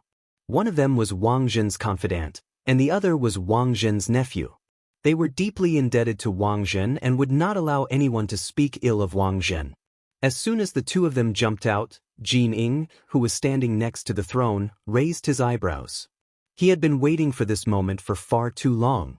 It was precisely because of these people that his authority had been completely stripped away. Now that he finally had a chance to take revenge and eliminate his dissidents, how could he let go of such an opportunity? He had even summoned officials of the 4th rank and above to discuss this matter precisely to lure out Wang Zhen's confidence. If Yang Chendong were here, he would definitely be suspicious. History had already begun to deviate from its original course. In reality, because of his appearance, many things had already changed. It was precisely because of the establishment of the realm beyond heaven and the immortal abode that Wang Zhen was able to earn money so quickly that he found it difficult to put anyone aside from the emperor. This made Jin Ying even more dissatisfied with him than in history. The 3 of them stepped out at the same time and glared at Shirheng, giving him a fright. I'm only speaking the truth. What do you want to do? What do we want to do? Scoundrels like you who spread false information should be put to death. Men, drag him away and behead him. Ma Shun's gaze was as sharp as a sword as he stared at Shirheng. He looked like he wouldn't give up until he had skinned him alive. As soon as he spoke, 6 tall, burly embroidered uniform guards walked in. They were dressed in flying robes. As soon as the embroidered uniform guards appeared, the atmosphere in the imperial court froze. The expressions of all the officials changed greatly. It was clear that they had all suffered at the hands of these people before. They were terrified from the bottom of their hearts. At this moment, no one noticed that the Mastiff Prince, Zhu Qiyu, and Jin Ying, the eunuch of the ceremony directorate, were exchanging glances. It was clear that they had already known that something like this was going to happen. Zhu Qiyu nodded lightly, as if in tacit agreement. Jin Ying took a step forward, and his voice suddenly grew louder. Come, why aren't you arresting these 3 traitors for disrupting the imperial court? Behead them as punishment. Jin Ying suddenly stood up and said that she wanted to kill 3 people instead of 1. For a moment, the emperor and his subjects were stunned. Even Ma Shun and the other 2 had a look of surprise in their eyes. They could not understand how Jin Ying could make a mistake in such a situation. They didn't understand earlier because the 6 embroidered uniform guards hadn't made a move yet. But when the 6 of them stepped forward and subdued Ma Shun, Wang Shan, and Wang Lin, they finally understood what was going on. Jin Ying, you traitor, what are you trying to do? Let me go immediately, or I'll make sure you're beheaded. Being subdued by 2 extremely strong embroidered uniform guards, Ma Shun resisted a few times without any success. So, he started cursing loudly. Jin Ying, who had been prepared for this, had a cold expression. He said in a disdainful tone, "You're about to die, but you're still so arrogant. Come, drag him away and behead him." When the 6 strong embroidered uniform guards heard this, they dragged Ma Shun and the other 2 out of the imperial court. Not long after, 3 shouts came from outside. Needless to say, Ma Shun and the other 2 had been beheaded. Their most loyal lackeys had been killed. The officials were all trembling with fear, especially those who had previously sided with Wang Zhen. They were so nervous that they broke out in cold sweat. They didn't know if Jin Ying, who seemed to be in control of the imperial court, would suddenly attack them. Killing people was to establish authority and also to intimidate. Now it seemed that the effect was quite good. Jin Ing sighed softly in his heart. "Don't blame me. You forced me to do this." After giving himself an explanation, he suddenly turned and knelt down in front of Zhu Qiyu, the Duke of Yan. "Your Highness, the Duke of Yan, now that the Ing sect is in trouble, the great Ming is in danger. Please ascend the throne, preside over the situation, and lead the great Ming back to glory." When Jin Ing knelt down, the entire imperial court fell silent. It was so quiet that one could hear a pin drop. Obviously, this was something that no one had foreseen or prepared for. But this silence only lasted for a moment. Shiheng suddenly pounded his head on the ground and shouted, "This official requests the Duke of Yan to ascend the throne and establish the empire." With Shiheng taking the lead, the officials who reacted quickly knelt down one by one and begged the Duke of Yan, Zhu Qiyu, to ascend the throne and become the emperor. Shiheng had said that the Ing sect, Zhu Qizhen, had already died on the battlefield. Even so, someone had to be the emperor. Now it seemed that with the status of regent, the younger brother of the emperor, and the bloodline of the Zhu family, it was perfectly justified for him to inherit the empire.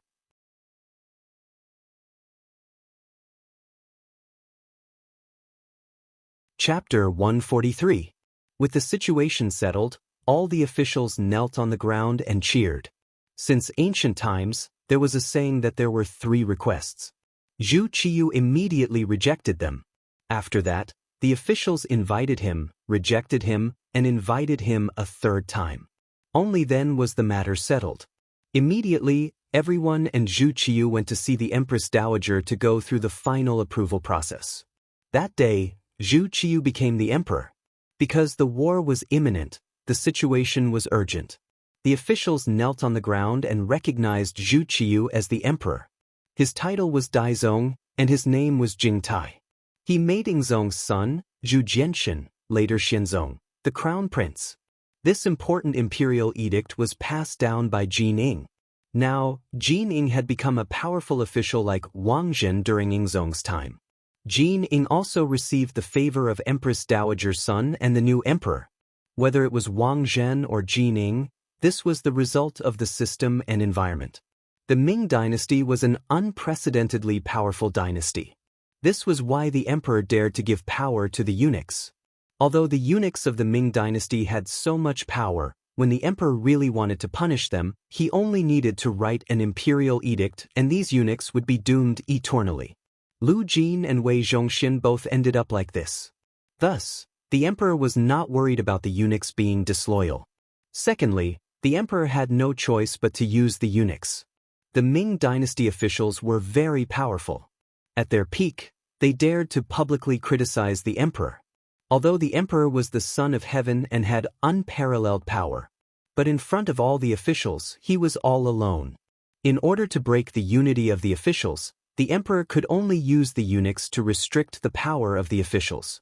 Although the eunuchs were mostly dark, they all knew that the only thing they could rely on was the emperor. Thus, they were all loyal. Thus, to the emperor, the eunuchs were more reliable than the officials. Now that Jin Ing had taken the initiative, she should have immediately attacked Wang Zhen's faction. However, this was not the result of a peaceful development. It was the result of a crisis. At this time, the military report said that Walla's army was approaching. If the palace was in chaos now, it would be bad for the overall situation. In order to give Emperor Jing and Zhu Qiyu a good impression, Jin Ing didn't attack Wang Zhenyu's supporters. Instead, she began to unite the majority of the people and prepared to fight the enemy together. It was because of his generosity that many eunuchs took the initiative to defect and change their allegiance. Even those who were loyal to Wang Zhen became much more well-behaved and hid among the crowd. For example, Wang Zhen's trusted eunuch of the imperial horse supervisor, Chen Guan, had become an old dog that didn't bite. He had become very obedient. Whenever Jin Ing gave an order, he would completely obey. There wasn't the slightest bit of difference. There were also eunuchs Chao Jixiang, Gao Rang, Mao Mu, and Qian Sengbao, the Imperial Horse Directorate's chief eunuch, who were all very low-key. don't cause trouble, and do your best to complete the tasks assigned to you. However, everyone could see that these people were still waiting to see the situation. They were waiting for the arrival of Tile's army before making a final decision. In this regard, Jin Ing didn't have any better ideas. Zhu Qiu was willing to delegate power to her, but not without a bottom line. If he wanted to unify the group of eunuchs, which even Wang Jin hadn't been able to do, she was afraid that the first unlucky one would be her. It was still the same saying, "I can use you, but I also have to be wary of you." This was the basic attitude of the emperor towards eunuchs. Jin Ing became the eunuch in charge of power and was promoted to chief eunuch of the ceremony directorate by Zhu Qiu. For a time she held great power. Her fangs were unfurled. The group of eunuchs wasn't easy to move. They were all under the emperor's nose. If there was any wind blowing, it would be very difficult to hide. Thus, she began to move against the officials. She arranged for Lu Gui, who had just been promoted to commander of the brocade guard, to walk through the homes of the officials, looking for their weaknesses and problems to threaten. Lu Gui brought the new commander of the brocade guard, Han Ji, to visit the important officials one by one. The Minister of Works, Shi Pu, had originally gotten his position from Wang Zhen. After Wang Zhen fell from power, he used Lu Gui to bribe Jin Ing to keep his position. Jin Ying's family also asked for stone, grass, and other materials to build a private room for Jin Ing and so on from the officials of the Military Preparation Office and internal envoy Yi Jingrong. Many of the important officials were threatened because of this. The lighter ones were given a sum of money to settle the matter. There were even some who were directly sent to prison. As the residents of the Minister of Rights, the Humaner also suffered a lot from Lu Gui and Han Ji. Not only did they give a large sum of money, Hu Changning was also ordered to reflect on his mistakes at home on the grounds that he was suspended from his duties. Jin Ing had made such a big move that some of the officials who liked to curry favor could no longer remain calm. They all thought of ways to establish a relationship with her. Among them was the head of the Hanlin Academy, Wang Go, who was also Yang Duo's husband. Wang Go had given all of his family's gold and silver to the new commander of the brocade guard, Han Ji. As a result, he had been promoted from the original 9th rank to the 7th rank editor. Not only had he been promoted, but he had also taken the position of his former superior, Wang Si. Although Wang Si's grandfather, the Minister of Appointments, Wang Ji, had also been threatened, he had only given money to ensure his safety and had not expressed his loyalty to Jin Ing. His position was not easy to move, but his family members, such as his grandson Wang Si, had been removed from their positions and thrown back home. Originally, when they were in the Hanlin Academy, because Wang Si and Yang Chendong had a good personal relationship, he had always suppressed Wang Go and made him suffer. Now, not only had he been promoted, he had also removed the mountain above his head. Next, the first thing Wang Go, who was proud of his position in the government, did was find Yang Duo. He said that he had taken a fancy to the servant girl Xiao Chui and wanted her to warm his room. Xiao Chui was one of the 10 servant girls that Yang Chendong had given to Yang Duo. She was quite beautiful, and Wang Go had also coveted her for a long time. However, she had been sent by Yang Chendong. Even if he had the intention, he did not have the courage. However, now that he had heard that Yang Chendong and Ing Zong had died on the battlefield together, he no longer had anything to restrain himself from. Thus, he wanted to show off his power as a man. Yang Duo naturally rejected Wang Go's request. Xiao Chui also threatened to kill herself, saying that if Wang Go touched a single finger of hers, she would die in front of him. If that really happened, it would be inevitable that there would be endless trouble. Wang Go knew that he could not do it. In a fit of anger, he decided to divorce his wife and divorce Yang Duo. At the same time, he married a distant sister of Han Ji as his first wife. During this period of time, because of his 6th brother Yang Chendong, Wang Go's attitude towards Yang Duo had changed. As a woman, and a married woman at that, it was fine if she wanted to live a good life. However, she did not expect that misfortune would descend so quickly. Before she could react, the divorce paper was in front of her. In ancient times, many women divorced their husbands because of emotional discord or other reasons. If it was an amicable divorce, it proved that it was not a woman's problem. Naturally, it would be much easier for the woman to find another man. However, if she was divorced, it was equivalent to carrying a bad reputation for the rest of her life. It would be difficult for her to find a suitable husband. Even if she was married, she would often be looked down upon by her husband's family because of this matter. Accompanied by 10 maids, Yang Duo left the Wang family. She did not even look back because this was the place where she felt sad. After leaving the Wang family, Yang Duo was considered homeless. In the end, she decided to go to the Yang family village. In the village, when she saw Qiao Yin and Madame Shui, who were already waiting there, she burst into tears. The 3 women quickly hugged each other and cried together. The news of Ingzong and the officials' deaths naturally spread to the Yang family village. Qiao Yin and Madame Shui did not know how many times they had cried because of this. Yang Si and Yang Lu, who stayed at home, tried to persuade them, saying that no matter who was in trouble, the young master would be fine. However, this was only taken as comforting words. No one believed them. Even if others did not believe them, Yang Si and Yang Lu were not discouraged. Instead, they met up with the deputy chief of the security bureau, Yang San, who had been active in the capital. After a discussion, the 3 of them decided that before the young master returned, they had to protect the Yang family village and not allow anyone to cause trouble here. As for Yang Chendong's safety, the 3 of them did not worry too much about it. No one knew more about the 6th young master's background than they did. Even in the midst of chaos, it was really difficult to hurt the 6th young master with just Tiger's Mane, Beta Persei, Yang Wu, the first guard, and the 100 soldiers of the Cold Vanguard led by Xiaofeng. It was because they firmly believed that Yang Chendong would be fine. The confidence of the 3 of them soared, and they secretly strengthened the security of the Yang family village. They even decided that if anyone dared to cause trouble here, they would be killed.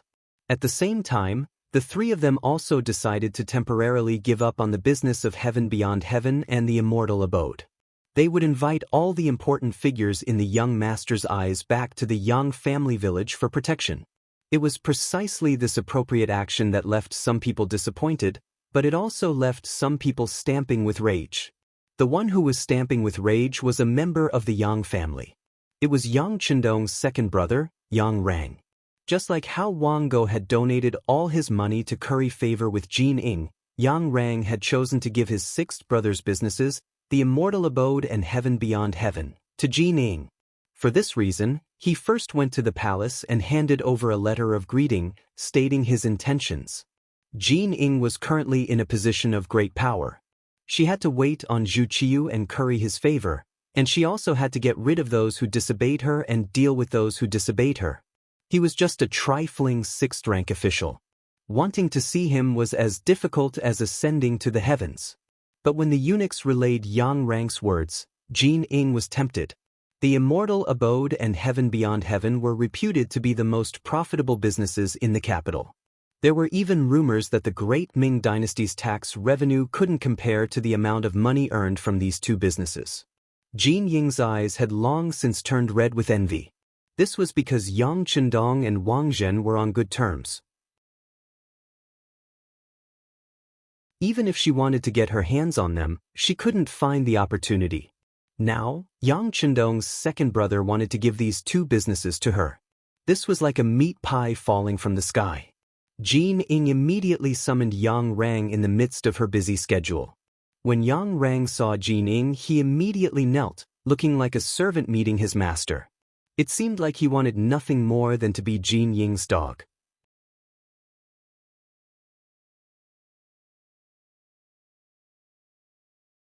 Chapter 144. Jin Ing was naturally overjoyed by this attitude. After all, this person was the son of Yang Rong of the 3 Yangs. Him treating him with such respect was definitely a sign of respect. He immediately put on a courteous front and helped Yang Rang to his feet. Afterwards, the host and guest sat together and chatted happily. Yang Rang's attitude was resolute. He had to give the realm beyond heaven and the immortal abode to Jin Ing. In response, Jin Ing expressed an appropriate amount of magnanimity. He agreed to take over these 2 properties, But he wouldn't treat Yang Rang unfairly. He said that he would give him a tenth of the profits and let him manage them. All he needed to do was ensure the safety of the facilities. Yang Rang was overjoyed by the fact that this negotiation was not going to be taken seriously. After all, a tenth of the profits was still a lot of money. At that moment, the two of them hit it off. In order to make Yang Rang's operation even smoother, Ji Ning even transferred 2 small banners of the embroidered uniform guards for him to use. Not only that, she also sent her servant, Zhao Xian, to cooperate with him. They had to get the deeds for these 2 places as soon as possible. Before the mission began, Yang Rang's official position was directly promoted from the 6th rank official of the Ministry of Rights to the 4th rank official of the Zhan Department. Although this position didn't have much authority, Jin Ing clearly stated that he could continue to be promoted after taking over the realm beyond heaven and the immortal abode. He was suddenly promoted from rank 6 to rank 4. This was a qualitative change. Yang Rang's eyes were filled with hope.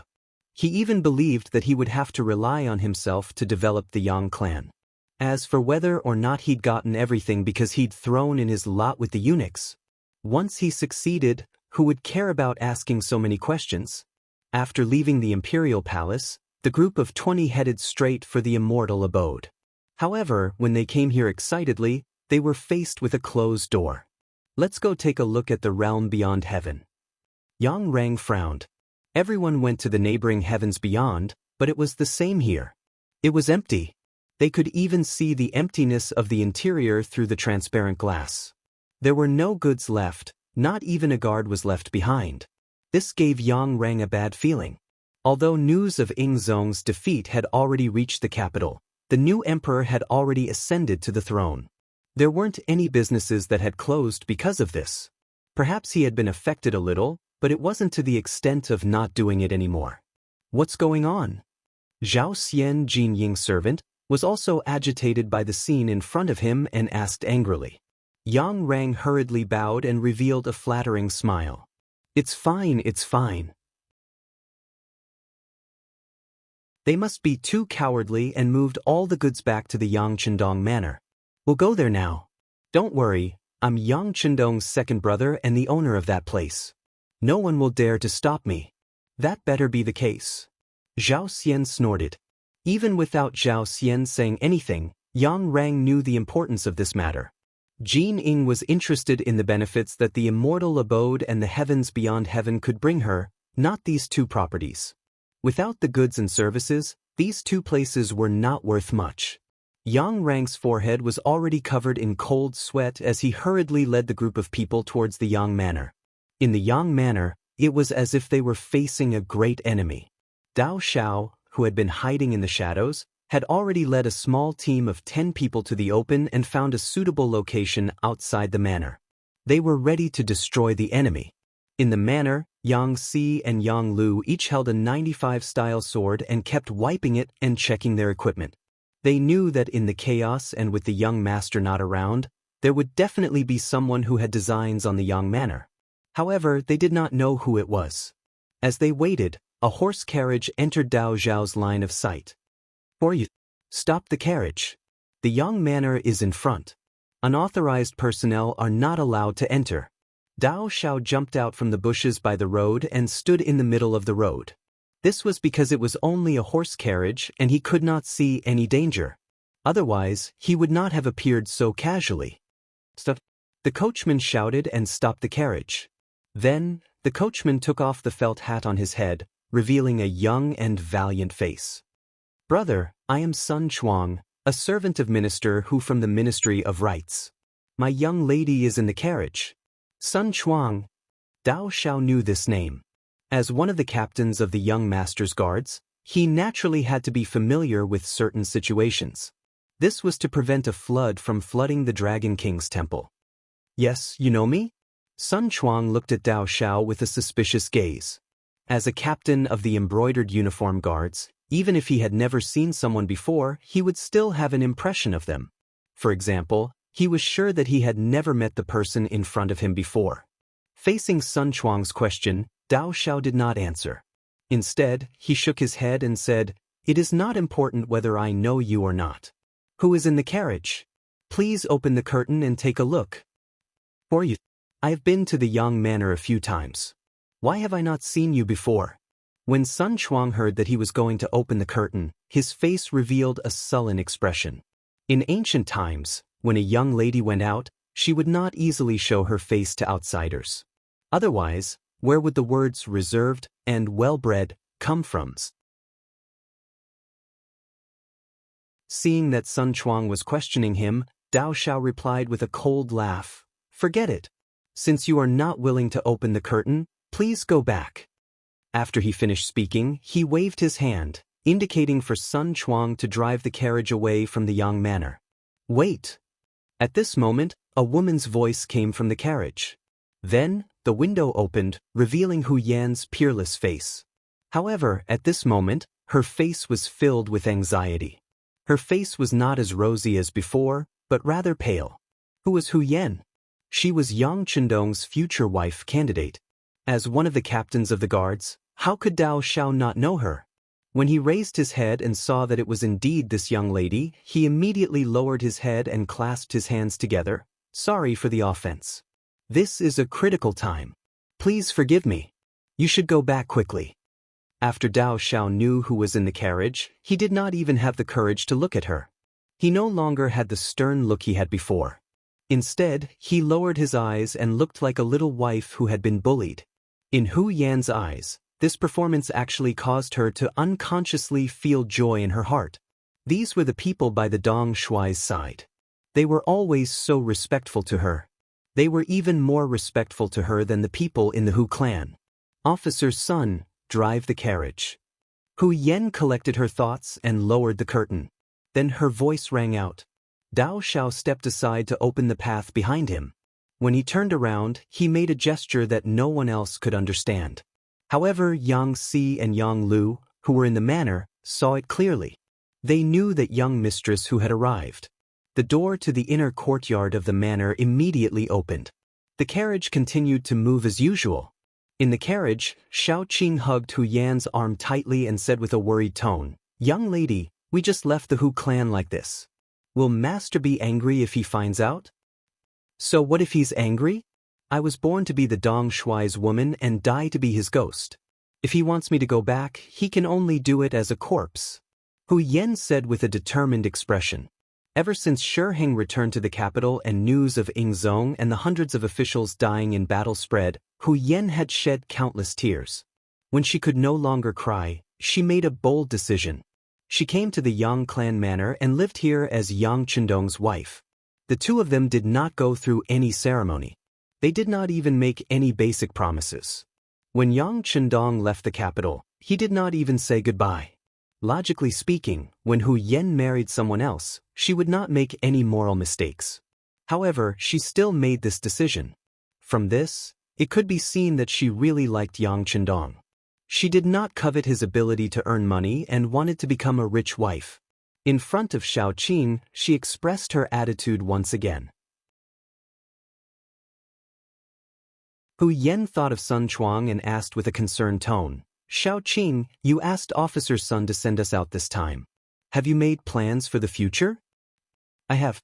At this time, it was Xiao Qing's turn to reveal a determined expression.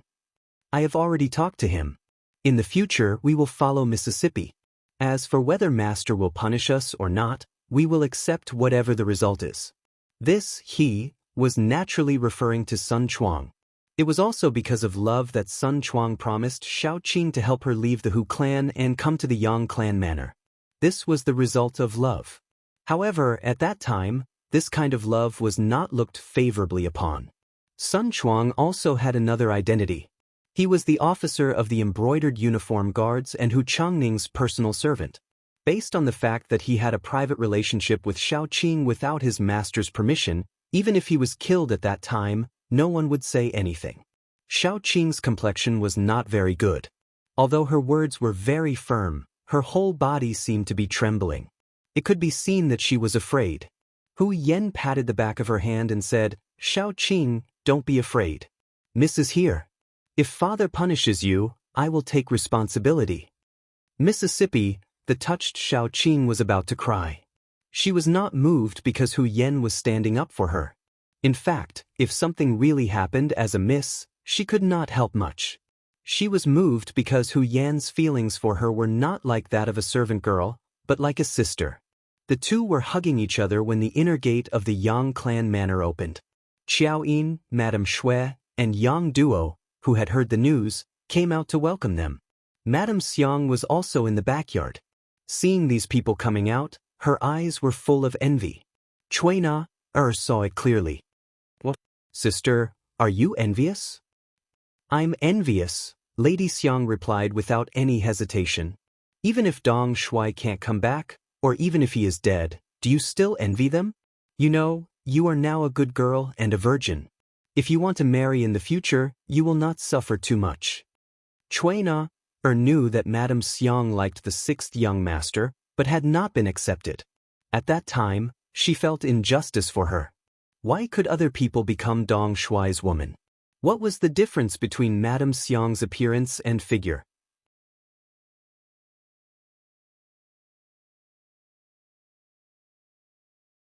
Chapter 145. But now, after learning that Yang Chendong might have died on the battlefield, she felt a little lucky for some reason. One of the advantages was that she didn't give herself to Dong Shui too early. But she didn't expect that Lady Xiang was still envious of Lady Shui and Lady Xiao Yin. No! Lady Shui shook her head firmly after hearing Cui Na's words. You can't find a man as outstanding as Dong Shui in the whole world. Even if he's dead, I'm already his woman in Han Xiang's heart. As she spoke, her eyes couldn't stop tearing up. Obviously, it was too late for regrets at this moment. If she had known this would happen, she would have given herself to Dong Shui. It would have been better than regretting it for the rest of her life. Let's not talk about how the women would welcome Hu Yan and how they would cry when they saw each other. Let's talk about the group of people outside the Yang village. They were a group of unusual guests. The reason why they were said to be uninvited guests was because they all had excited expressions on their faces. Moreover, they didn't seem to have any intention of stopping when they entered the Yang Jia village. Stop! The gate of the village opened, and Yang Si strode out to welcome them. While they were still far away, he fired the 95 style in his hand into the sky. Bang!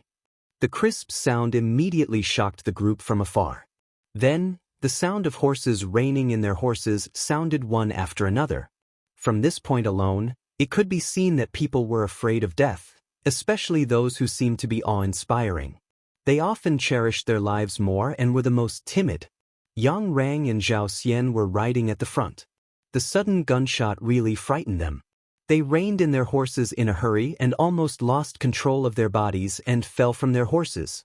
Twisting their bodies, they dismounted from their horses. Their faces were as unsightly as they could be. When Zhao Xian's feet finally landed safely on the ground, he pointed to the front with a flustered and exasperated face and said, "Who are they? How can they have firearms in their hands? Where are the laws of the great Ming dynasty?" It was no wonder that Zhao Xian was so angry. Firearms were important weapons of the imperial court, and they wouldn't be shown to people easily. Even the 3 firearm battalions were very strict with the management of firearms. Unless they had the special permission of the emperor and the Ministry of War, it was difficult for anyone to take them out. But now, this thing had unexpectedly appeared in the Yang village. How could they not be shocked, angry, and indignant? The more Yang rang, the more angry he was. But he didn't know these things. In order to calm Yang's anger, he kept nodding and said, "Mr. Zhao, don't be angry. I'll ask them what's going on." As he spoke, Yang Rang turned to look at Yang Si, who was standing at the entrance of the Yang family's inner courtyard with a firearm. Instead of acting like a grandson, he roared like a master, "Who are you? How dare you block our path? Do you know who I am? I'm Stings. What's the reason for entering the village without permission?" Facing the imposing Yang Rang, Yang Si naturally wasn't afraid. Even though he had already recognized that this person was the 6th young master's second brother. But at this time, he had brought so many embroidered uniform guards with him. His purpose was as clear as day. With regards to his own brother trying to steal the 6th young master's wife, he was no longer a member of the Yang family in his eyes. So why should he be polite? Yang Rang heard that he was just a servant, and it sounded so sarcastic. Since when did a servant dare to show off in front of his master? He didn't know how his sixth brother usually managed things. How could he not distinguish between master and servant? How dare a little servant hold a firearm? Let me tell you, you've already violated the laws of the great Ming dynasty. Now kneel and beg for mercy. For the sake of my sixth brother, I'll only kill you. I won't implicate the others in the village. Yang Rang seemed to be magnanimous, but unknowingly he had already placed himself in the position of the head of the Yang family village. When the other servants heard their master's words, they must have been terrified and terrified. But this was Yang Si. He even beat up the messenger of the Walla. How could he shrink back because of these words? He first shook his head, and then with a trace of disdain in his eyes, he said, "First, how I got the firearm is none of your business. Second, a man can only live standing, not kneeling. Third, nothing will happen to the sixth young master, let alone die. Your so-called sixth brother is simply nonsense." The rebuttals entered his ears one by one. Zhao Xian's expression changed greatly, and he added fuel to the fire. "Master Yang? Are these the servants of the Yang family? How can they be so rude?" Zhao Xian's words were like a heavy hammer, and Yang Rang's face was as red as a monkey's, but ever since he was a child, no one had ever insulted him like this since he learned that he was Yang Rong. But now, in front of a servant, and in front of a servant of the Yang family, he was being laughed at. How could he hold back his anger? Immediately, he looked at Yang Si with eyes that were spitting fire. "As the second master of the Yang family, I order you to kneel and beg for mercy immediately. Otherwise, I'll exterminate 3 generations of your family." He even said something like exterminating 3 generations of his family. It could be seen how angry and hateful he was at this moment. If looks could eat people, Yang Si would have been eaten by Yang Rang countless times. Yang Rang roared furiously. At this time, Yang Rang did not look like a scholar at all. Looking at him, it really gave people a terrifying feeling. Yang Si was not an ordinary person, let alone an ordinary person.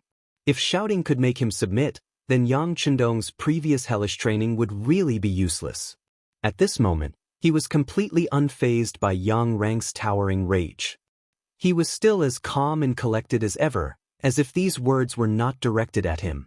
He was just a bystander watching others put on a show. Seeing that Beta Persei was so angry, but the person opposite him did not have the slightest intention of retreating, Zhao Xian did not put his hopes on him. Instead, he turned to the brocade guards beside him and said, "Go, I'll leave this place to you. Since some people don't know what's good for them, there's no need to keep them." Zhao Xian's murderous intent was out, and he decided to suppress everything with bloody martial arts. Perhaps there were times when reasoning was useless. Whoever had the bigger fist would be the one who had the final say. However, the one who had the biggest fist was not Zhao Xian, but Yang Si, who held the 95 style. Ever since he followed Yang Chendong, he rarely had the chance to touch a gun. After all, once a gunshot was heard, it would inevitably attract the attention of all parties. Only when he really wanted to do it, would he ask for leave from Tiger's Mane and go to Foul Crow Mountain Forest, which was more than 10 miles away from Yang Village, to shoot a few shots. And now, the opportunity to shoot was given to him. How could Yang Si not grasp it well? There was a hint of slyness in his eyes, and he revealed a playful expression. When he saw the brocade guards start to run towards him, he raised his hand and pulled the trigger with his finger. A crisp bang sound was heard. The second gunshot caused the embroidered uniform guards who were running forward to stop. Based on their instincts, they knew that there was danger ahead. What are you afraid of? He's only one person with a firearm. There are so many of you, how can that firearm fire continuously? Zhao Xian's shout came from behind. Although he was also very curious, he did not see Yang Si fill the gun with gunpowder and fire a second shot. However, relying on the fact that there were so many people, he still shouted with full confidence. His shout seemed to have given the embroidered uniform guards courage. Thinking that the opponent was indeed only one person with a firearm, and that there were more than 20 of them, what was there to be afraid of? After looking at each other, they gathered their courage and continued to run forward. Yang Xi's mouth slightly twitched. He was clearly very happy, but he still pretended to be helpless as he muttered, "You forced me to do this." Hee, then let's see who's stronger and see if there are people in this world who aren't afraid of death. The 95 style was raised, and it was a stark contrast to the previous frivolous attitude. At this moment, Yang Xi was incomparably serious. His eyes were like an eagle's as he stared at the leg of the brocade guard running at the front. His right index finger lightly moved, and his shoulder was rebounded by the recoil of the firearm. In the next second, the bullet spun out of the barrel and accurately landed on the thigh of the brocade guard. Bang! The person fell. Their coordination was extremely synchronized. Bang bang! After this shot, Yang Xi fired 2 more bullets. 3 brocade guards fell to the ground one after another. Even though they fell to the ground, they did not forget to cry out in pain. At the same time, they rolled on the ground to show what kind of pain they were experiencing. This scene also frightened the others. At this moment, the brocade guards could not help but stop. Then, it was unknown who took the lead, but after a shout, they all ran back in the direction of Zhao Xian. At this moment, Zhao Xian was also scared silly. He completely forgot to urge the brocade guards to continue their charge. This was the first time he saw a firearm that could fire continuously. Moreover, it was so accurate and so fast. All of this was beyond his understanding. The fleeing brocade guards returned to Zhao Xian's side. Then, they all looked at Yang Xi with frightened eyes. It was as if he was a murderous demon. It made people afraid, terrified, and powerless. How is it? Do you still want to charge? Looking at the 3 people on the ground, Yang Xi seemed to be very satisfied with his masterpiece. He even whistled happily. Then, his face became serious again and he said, "I already said that you are not allowed to charge into the Yang family manor. You just didn't listen. Now, this is the result of your own actions. Immediately take the injured people away and scram."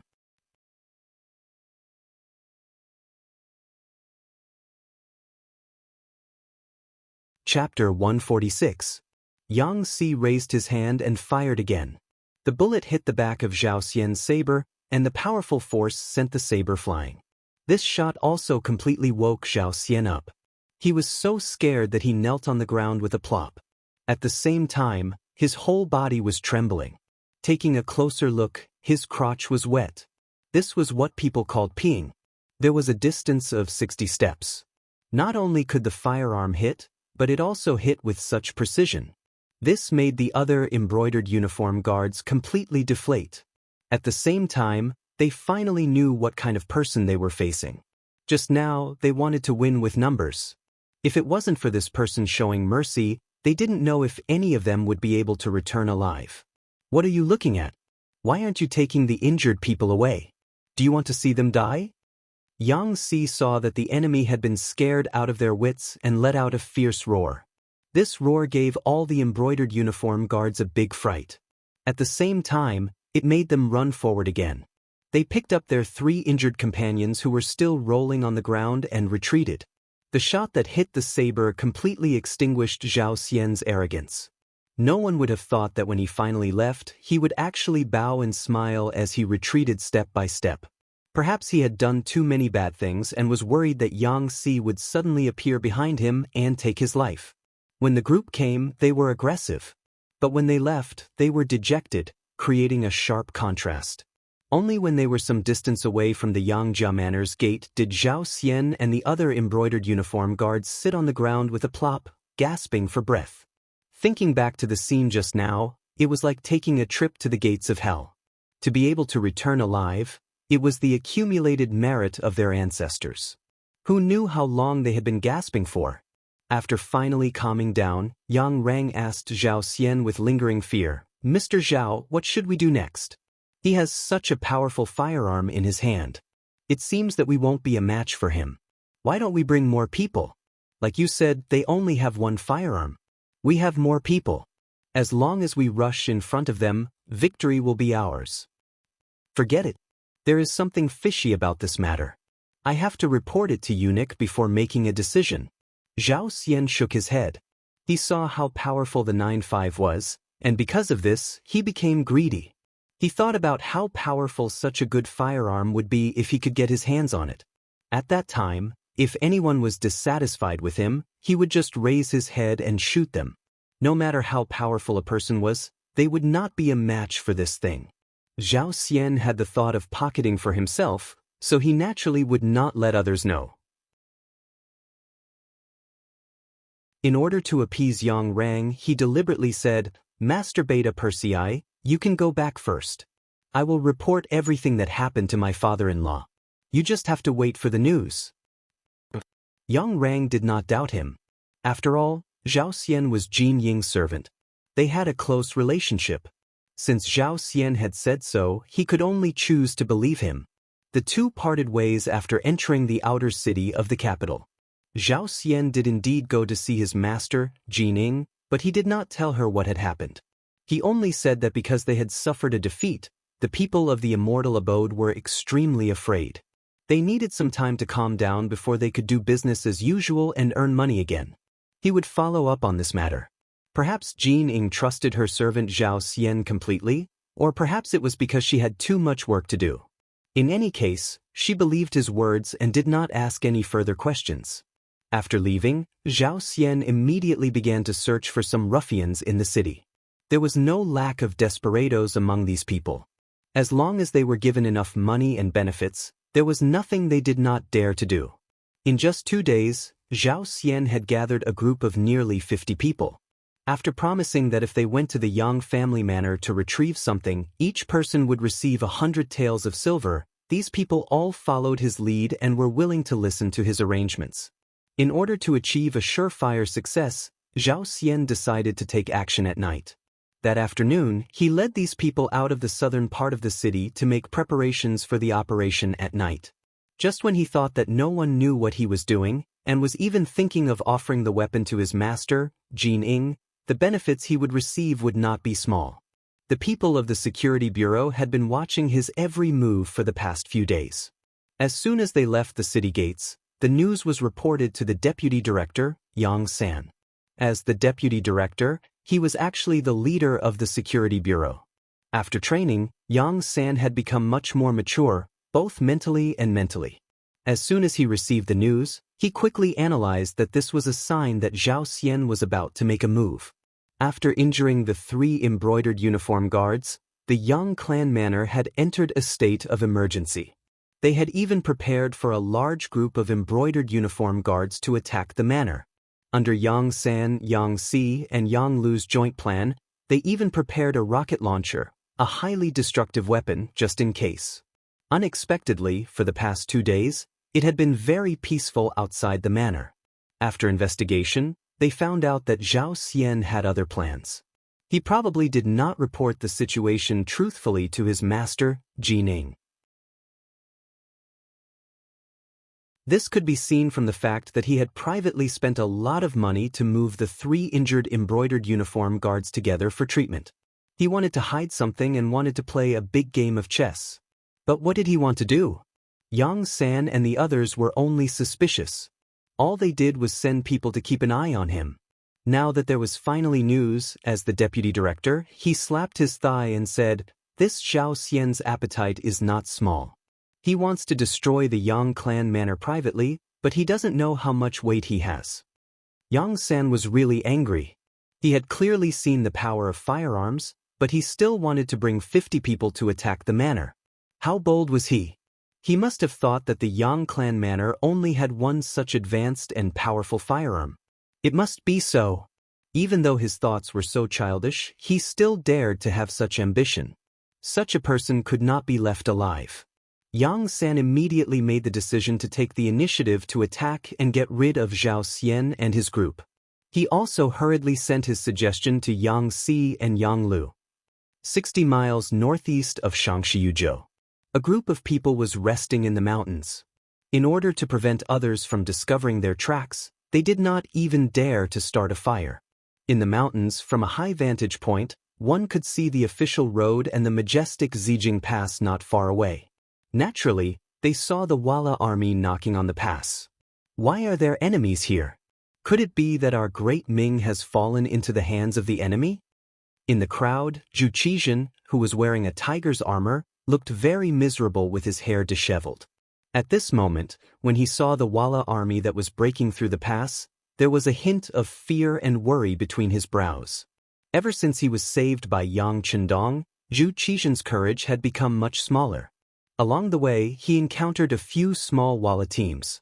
The scene of them fighting and killing the enemy made him see the fragility of human life. Even though they were all killed by the cold front led by Xiao Feng from a distance, every time they cleaned up the battlefield, when they walked up and saw the various miserable conditions of the corpses, it still hammered his heart time and time again. In the imperial court in the palace, he would sometimes receive military reports saying that there was a rebellion at a certain place, that there was an enemy at a certain place, and that many soldiers had died in the process. But that was just a number that was forgotten after hearing it. How could it have such a deep impression? He had seen too many scenes and seen too many dead people. Zhu Qizhen secretly decided that he would just obediently stay in the palace in the future. It was more appropriate to leave the matters of war to the generals. An emperor who was skilled in both the pen and the sword sounded good, but it was not so easy to do it. Most importantly, he was not made for this. Along the way, Zhu Qizhen saw himself more clearly. This was something that Yang Chendong did not expect. With history already beginning to change, no one knew if this change in Zhu Qizhen's mental state was good or bad. It was also because of Zhu Qizhen that this group did not travel very quickly. This was especially true after passing through Yuzhou and getting closer and closer to the capital. This was not because he was afraid of returning home. It was simply because he knew that he was safe. As the emperor, Zhu Qizhen, had begun to put on airs. In the absence of any threat to his life, his body began to rebel and display various signs of discomfort. As he walked faster, his body began to develop all sorts of small problems. They were no longer on the run, so no one could forcefully do anything to the emperor. They could only carefully accompany him. However, they had only traveled less than 100 miles in 3 days, and this was under the condition that they were riding on healthy horses. This ant-like crawling speed made Yang Chendong extremely anxious. In the Battle of the Tuma Fortress, Yang Chendong did not interfere too much, or perhaps it could be said that he did not have the authority or opportunity to interfere too much. Only when the situation was settled and chaos descended did he strike with lightning speed to complete his plan. Yang Chendong, who had long known what would happen, had calculated everything beforehand and made all his arrangements come into use. At present, everything seemed to be going according to plan, and everything seemed to be going smoothly.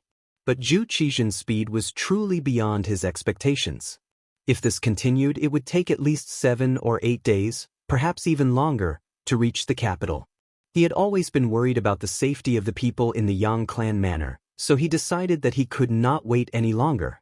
He had to strike ahead of time. Passively waiting had never been something that Yang Chendong was willing to do.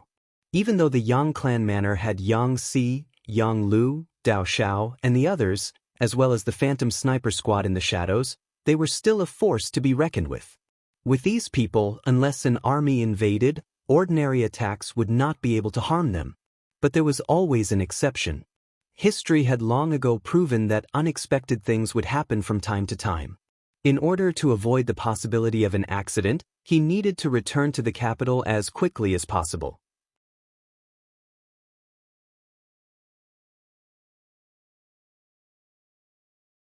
Chapter 147. Your Majesty, it has been nearly half a month since we left the Tumu Castle. We have been very safe with the protection of the mercenaries. But after all, outsiders don't know our situation, and in order to avoid being hunted down by the Wala, we deliberately did not get in touch with the outside world. Now that so much time had passed, the situation in the capital was truly worrisome. I will be the vanguard and return to the capital first to tell the officials that Your Majesty is fine, so they can be at ease and stabilize the court. After thinking about it again and again, Yang Chendong finally decided to leave first and did not travel with Zhu Qizhen, who was crawling like a snail. Yes, we need someone to report back in advance. Although Zhu Qizhen's body was not in good condition and he did not have enough exercise, his head was not injured and he was still very clear-headed at this time. He naturally knew that the news of him being fine had to be reported back first. Otherwise, who knew what would happen after a long time? But it was very important who to send back. After all, these powerful mercenaries were invited by Yang Qindong. If he was not there, who could take care of the situation if there was a problem? It was not easy to escape the claws of the Walla, but if they became a pawn in the hands of these mercenaries, they would not be able to find a place to cry. Zhu Qizhen agreed to send someone back to inform, but it seemed that he did not agree with Yang Qindong's return. The Minister of War, Kuang Yi, and the Minister of Revenue, Wang Zhuo, looked at each other and immediately understood. This time, it was because of Yang Qindong that their lives were saved. It could be called a great kindness. And now, it was time to repay the kindness. Immediately, the two of them knelt on the ground at the same time and said to Zhu Qizhen, "Your Majesty, we agree with Yang Qindong's request. But for the sake of justice, we ask the benefactor to reward Yang Qindong for his great merit in this matter and ask Your Majesty to reward him. Your Majesty, please reward him." The other 7 officials who reacted were also awakened by this kneeling and immediately knelt on the ground to beg. This kneeling was to thank Yang Qindong for saving their lives, but at the same time, it was also for themselves. Thinking about it, if Yang Qindong could be conferred a title, then the 9 of them would at least be rewarded for their hard work. At the very least, he would be given the title of a loyal subject, which could be used as a condition for promotion in the future. Of course, there was a precondition to all of this, and that was that Yang Qindong, who had made the greatest contribution, had obtained the benefits first. Otherwise, how could they ask for credit? As soon as the 9 ministers knelt, Zhu Qizhen immediately felt like he was the emperor. Feeling smug, he nodded his head and said, "That's right. Everyone is right." This time, Yang Shima has indeed performed meritorious service in protecting His Majesty and deserves to be heavily rewarded. In that case, I will confer Yang Qindong the title of Loyal and Courageous Count, with a salary of 1,100 stones. He will be able to command the troops in brocade clothes, and will be given a certificate. The Ming dynasty had always had a rule that those who did not contribute to the country and the military were not allowed to be bestowed with titles. This time, Yang Qindong had saved the emperor and 9 important ministers.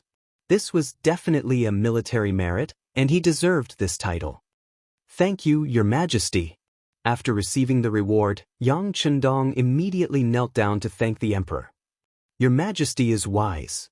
Kuang Yi, Wang Zhuo, and the other important ministers also knelt down one by one, thanking the emperor for his wisdom. Yang Qindong was conferred the title of Count, which was equivalent to receiving a very heavy reward. Then, would their rewards be far away? Everyone please rise. Zhu Qizhen's face was filled with satisfaction. He liked the feeling of being bowed to 3 times and kowtowed to 9 times. This made him feel the prestige of being an emperor. However, after a smile, he also expressed his intention to send Yang Qindong back to the capital. Otherwise, why would he let him be the commander of the brocade guards? This was an official position in the upper echelons of the brocade guards.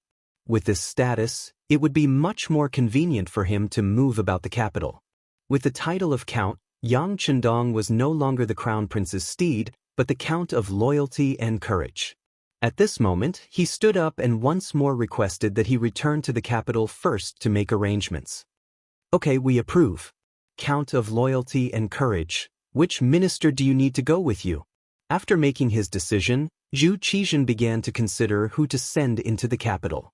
In his view, Yang Qindong was still a little too light. This person had only been a 5th-rank official in the past, and he had only recently been conferred the title of Count of Loyalty and Courage. No one knew that sending him back would be very inconvenient. Zhu Qizhen had his own thoughts, and after saying this, he turned his gaze to the other 9 ministers. These 9 were all civil officials, and only Kuang Yi was the Minister of War. However, he was already very old, and it would be inappropriate for him to be in a hurry. Thus, none of them dared to meet the emperor's gaze. However, Yang Chendong had seen the reactions of his ministers, and he had never planned on bringing anyone back. After all, after returning to the capital, there were many things that he might not do according to the rules. Thus, he clasped his hands and said, "Your Majesty, in this subject's view, we shouldn't have the other ministers accompany us. They are all exhausted from the journey. I want to bring the least amount of people back to the capital as quickly as possible. I'm afraid that the ministers' bodies won't be able to take it. If something happens along the way, it will be difficult to deal with it. Why don't this subject go alone? Your Majesty only needs to write an edict for this subject. This way, it will be easier to gain the trust of others, and it will also let everyone know that Your Majesty is well." Seeing that none of the 9 ministers took the initiative to step forward, and that Yang Chendong's words made sense, Zhu Qizhen pondered for a moment before saying, "All right, since that's the case, do you have pen and paper? We will write an edict to reward the Count of Loyalty and Courage, and ask him to write a letter for the Count of Loyalty and Courage to bring it to Empress Dowager's son and Empress Qian. Come, bring me pen and ink." Yang Chendong signaled to Beta Persei with his eyes. Beta Persei immediately responded, and then took out the pen, ink, paper, and inkstone that he had prepared in advance from the bag behind him. In such an environment, Yang Chendong was still able to bring these seemingly useless things. It had to be said that he was really considerate. Everything was prepared, and the Minister of Revenue, Wang Zhuo, personally ground the ink. Soon, Zhu Qizhen personally finished writing an edict and a letter to the harem. Yang Chendong held the letter with the ink still wet and named more than 30 people. Among them were the first guard, Qiu Vi, Tiger's Mane, Beta Persei, and others who had been hiding in the cold front. Only Xiao Feng and 70 people were left behind, and Yang Wu was left behind to protect the emperor. Before leaving, Yang Chendong deliberately gave Xiao Feng a look that no one else knew. Even if Xiao Feng was a mercenary and came for money. That was, anyone who had money could use it. With Yang Chendong's understanding of Zhu Qizhen, he would definitely contact Xiao Feng if he had such an opportunity. He didn't do so before because of his face. Now that he had left, some words could naturally be said. This was probably the main reason why Zhu Qizhen agreed to let Yang Chendong go first. The night was dark and windy. It was the perfect time to kill. The night was not bad. There was wind, but it wasn't strong. It was so dark that one couldn't even see one's fingers. This kind of night was the best time to do some evil deeds. Zhao Xian slowly moved towards the Yang village with the 50 men who were willing to die that he had recruited with a large sum of money. Although Zhao Xian was Jin Ying's servant, he was an ambitious person. He wanted to act alone and obtain great merit.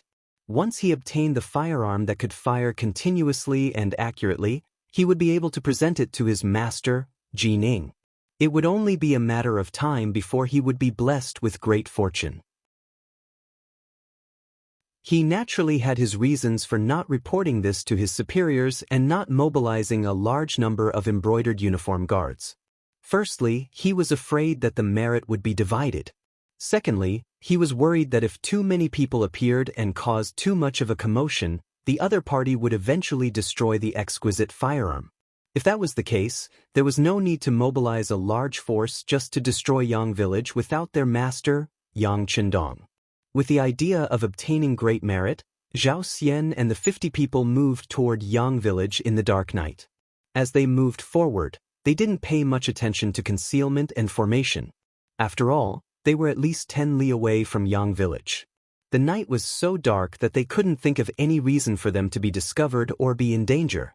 However, they didn't know that 3 li ahead, at a fork in the road that led to Yang village, the ghost sniper squad was waiting for them. After receiving the news that Zhao Xian was going to act, the Yang village was in an uproar. What others didn't expect was that the focus of the argument was actually who would lead the troops. The strength of an army depended on its morale. Even if it was a well-trained army, it would only be a defeated army when its morale was completely gone.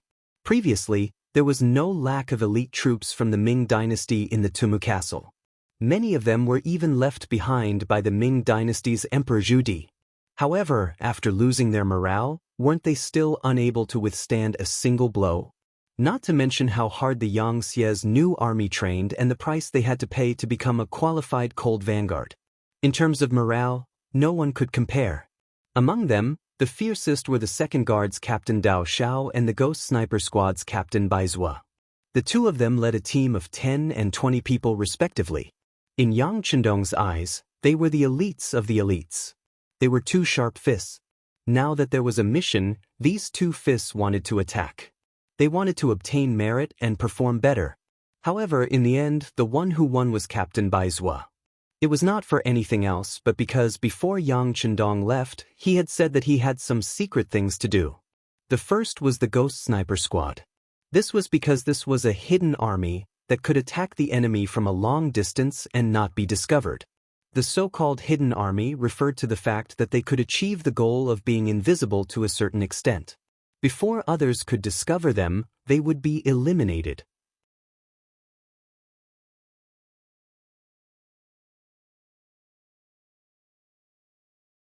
Chapter 148. This time, dealing with Zhao Xian was a secret mission. Mobilizing the Ghost Shadow Sniper Squad was the most appropriate move for this kind of mission.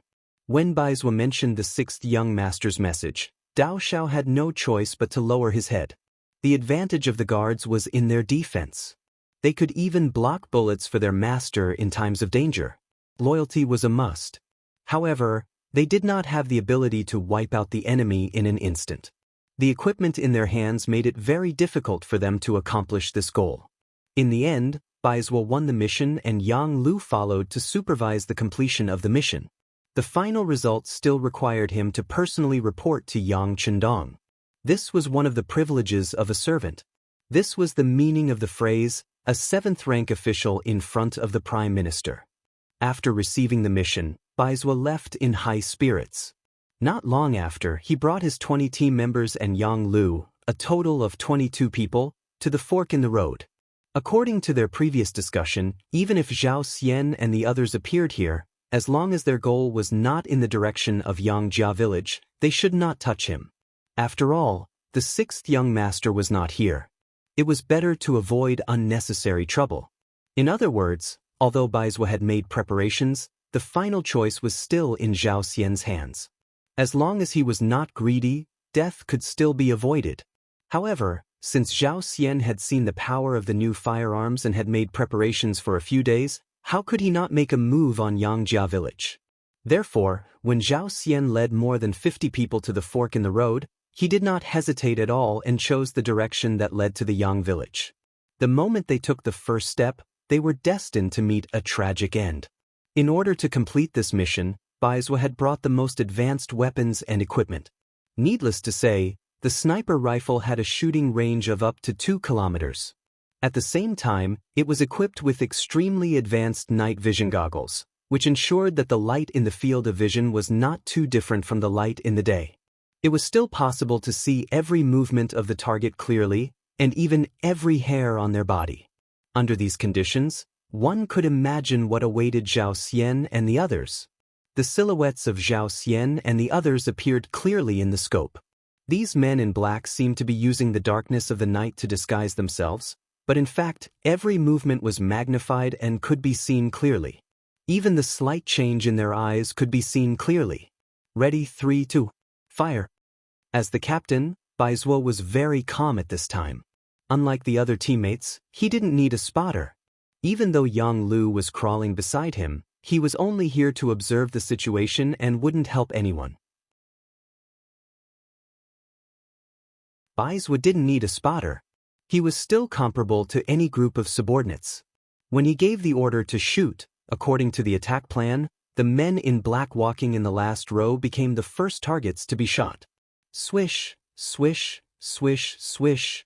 Under the silencer, several flames suddenly appeared, followed by the sound of 11 black-clothed men falling to the ground, followed by the swollen bodies. One of them didn't get hit in the vitals because the silencer would change the aerodynamic efficiency of the bullet when it was fired. This would change the speed and direction of the bullet, which would affect the sniping distance and shooting accuracy. Since he wasn't hit in the vitals, he didn't die immediately. Instead, he struggled and screamed in pain. In such a dark night, The sudden miserable screams immediately attracted the other black-clothed men to hide in all directions like birds startled by the twang of a bow. In a situation where they did not know what had happened, there were even some who directly fell to the ground. It could be seen that they were indeed frightened. In an era where ordinary firearms were considered the most advanced firearms, the sniper rifle was something that many people had never seen before. There were no signs of life. Just a few flames lit up and people fell to the ground dead. To the ancients who did not know anything about technology, this was no different from seeing a ghost. It made their bodies tremble, and at the same time, their hearts were also trembling. Once the order to shoot was given, the attack wouldn't stop unless all the enemies were eliminated. Even if these people were trembling and feeling fear from the depths of their souls, it couldn't change their fate at all. The flashes of light were like the fluttering of the world, dazzling and eye-catching. What followed was the men in black being killed on the ground one after another. No matter where they hid, whether they were standing, squatting, or lying down, it didn't change their fate of death. After the flashes of light, after only 5 rounds, only Zhao Xian was left on the battlefield. It wasn't that he hid well, nor was it that he was lucky. Leaving him alive was originally Yang Lu's request. More than 50 people were handed over to the Ghost Shadow Sniper team, leaving one person for himself to kill. This was the result that Yang Lu came to after discussing with Bai Zhua. They didn't want no one to know of their existence when they first appeared. Even if Zhao Xian was destined to die, it was also a kind of glory for him to know who killed him before he died. Originally, there was a group of living people around him. Although these people had cold expressions and even had a murderous aura in their eyes, they were still living people after all. It wasn't like now, where the surroundings were filled with a deathly aura and the smell of fresh blood assailed his nostrils. Zhao Xian felt as if he was living in hell. There was only deathly aura around him. Just as his eyes kept turning and his mind was blank, frightened by the scene in front of him, Yang Lu appeared from a bush and walked out. "Who are you? Let me tell you, my master is Lord Jining. If you dare to kill me, he will definitely not let you go." Feeling a black shadow creeping towards him in the distance, Zhao Xian's lips kept trembling as he tried to threaten the other party with a trembling voice. He was a fish on the chopping block. At this moment, Zhao Xian's voice was so weak and pale that it didn't pose the slightest threat to Yang Lu, who was getting closer and closer. With steady steps, Yang Lu walked step by step like a heavy hammer pounding on the soul. He arrived in front of Zhao Xian and raised the broadsword in his hand high. "Kid, I'll give you a benefit before you die. I'll let you be a ghost that knows the truth. Since you've offended the 6th young master, death is your only fate." You're from the Yang village? That's impossible. Your master is already dead and you still dare to offend Lord Jining. You're all destined to die. At this moment, Zhao Xian finally regained his senses and realized Yang Lu's identity. He then shouted hysterically. Unfortunately, no matter how much he shouted, he couldn't change the outcome. As Yang Lu raised his broadsword high and brought it down, a bloody head flew into the air. Zhao Xian was dead. When he died, his widened eyes seemed to express the unwillingness in his heart. He finally knew how powerful the Yang village was. He knew that the Yang village had more than one powerful firearm. He knew that the Yang village was not to be trifled with and was powerful. If he had another chance to choose, he definitely wouldn't have brought his men to the Yang village to steal the credit. Instead, he would have brought a large group of embroidered uniform guards to the Yang village. He didn't believe that the people of the Yang village would dare to resist against the embroidered uniform guards. Zhao Xian really didn't understand the people of the Yang village. They were soldiers of the new era and were particular about obeying orders. As long as it was an order from Yang Qindong, even if they knew that there was a sea of fire in front of them, no one would frown when advancing. Even if the Imperial Secret Service really came, what they needed to do was to actively counterattack without the slightest hesitation. Zhao Xian was dead. He died without any signs of life. As the master, Jining didn't know at all. He really had too many things to do. Wang Zhen still had many remaining supporters to deal with. After all, Wang Zhen had covered the sky with one hand all these years. Whether it was in the palace or outside, he had accumulated too much power. It would take a lot of time to get rid of them. Other than Wang Zhen, there were many people who had to be dealt with in time. Before Zhu Qizhen left the capital, he had ordered Zhu Qiyu to stay in the capital. The court affairs would be handled by Jin Ying, another eunuch, Xing An, the Minister of Personnel, Wang Zhi, and the Prince Consort, Jiao Jing. Wang Zhi and Jiao Jing were easy to deal with. When faced with an extreme situation, the first thing a scholar would think of was self-preservation. As long as he didn't threaten the lives and interests of these people, they would stay put and watch everything with the attitude of watching a tiger fight from the top of a mountain. Xing Yan, on the other hand, had first served Empress Dowager's son, then Empress Qian. With the Empress's support, he wasn't easy to deal with. Moreover, they were all eunuchs, so it was easy for them to guess each other's thoughts. As for the Xing and eunuch, Jin Ying wanted to negotiate first. Although Zhu Qiyu had already ascended the throne and become the substitute emperor, it was clear that he still respected his sister-in-law. If he made a move against Empress Qian's people, he had no idea what would happen if he was sued. It was precisely because of Wang Zhenyu's faction and Xing An's presence that Jin Ying completely forgot about her servant Zhao Xian. 4 days later, everyone in Wang Zhenyu's faction had been captured and killed. Aside from those who had escaped, most of them had been eliminated. Moreover, the negotiations with Xing An had gone smoothly. Everyone had reached an agreement to mind their own business. Only then did he remember the matter of the immortal abode and sky beyond heaven. He immediately ordered someone to find Zhao Xian. After learning that Zhao Xian hadn't appeared for several days, he summoned the second master of the Yang clan, Yang Rang. He wanted to ask when these properties would become his. The palace eunuchs came to Yang Rang's residence and led him into the palace. Yang Rang's face lit up with joy.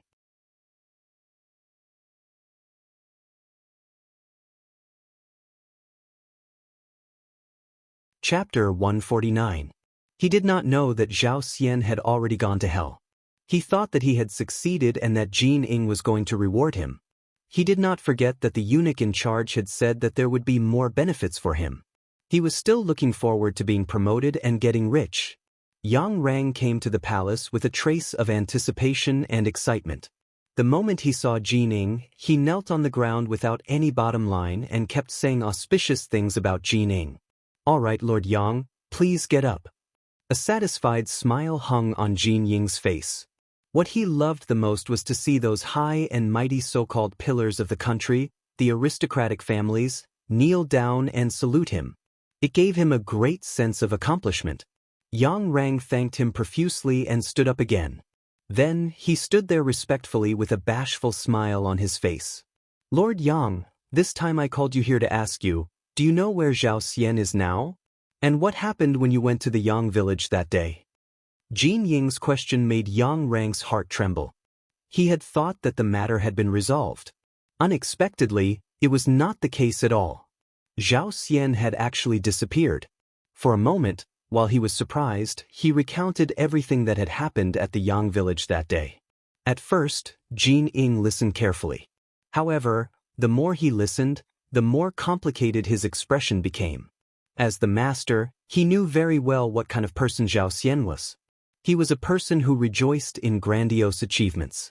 It was only because he was very loyal to him that he was still used by him. Thinking that now that he had great power in his hands, he thought that the matter that was given to him would not go wrong.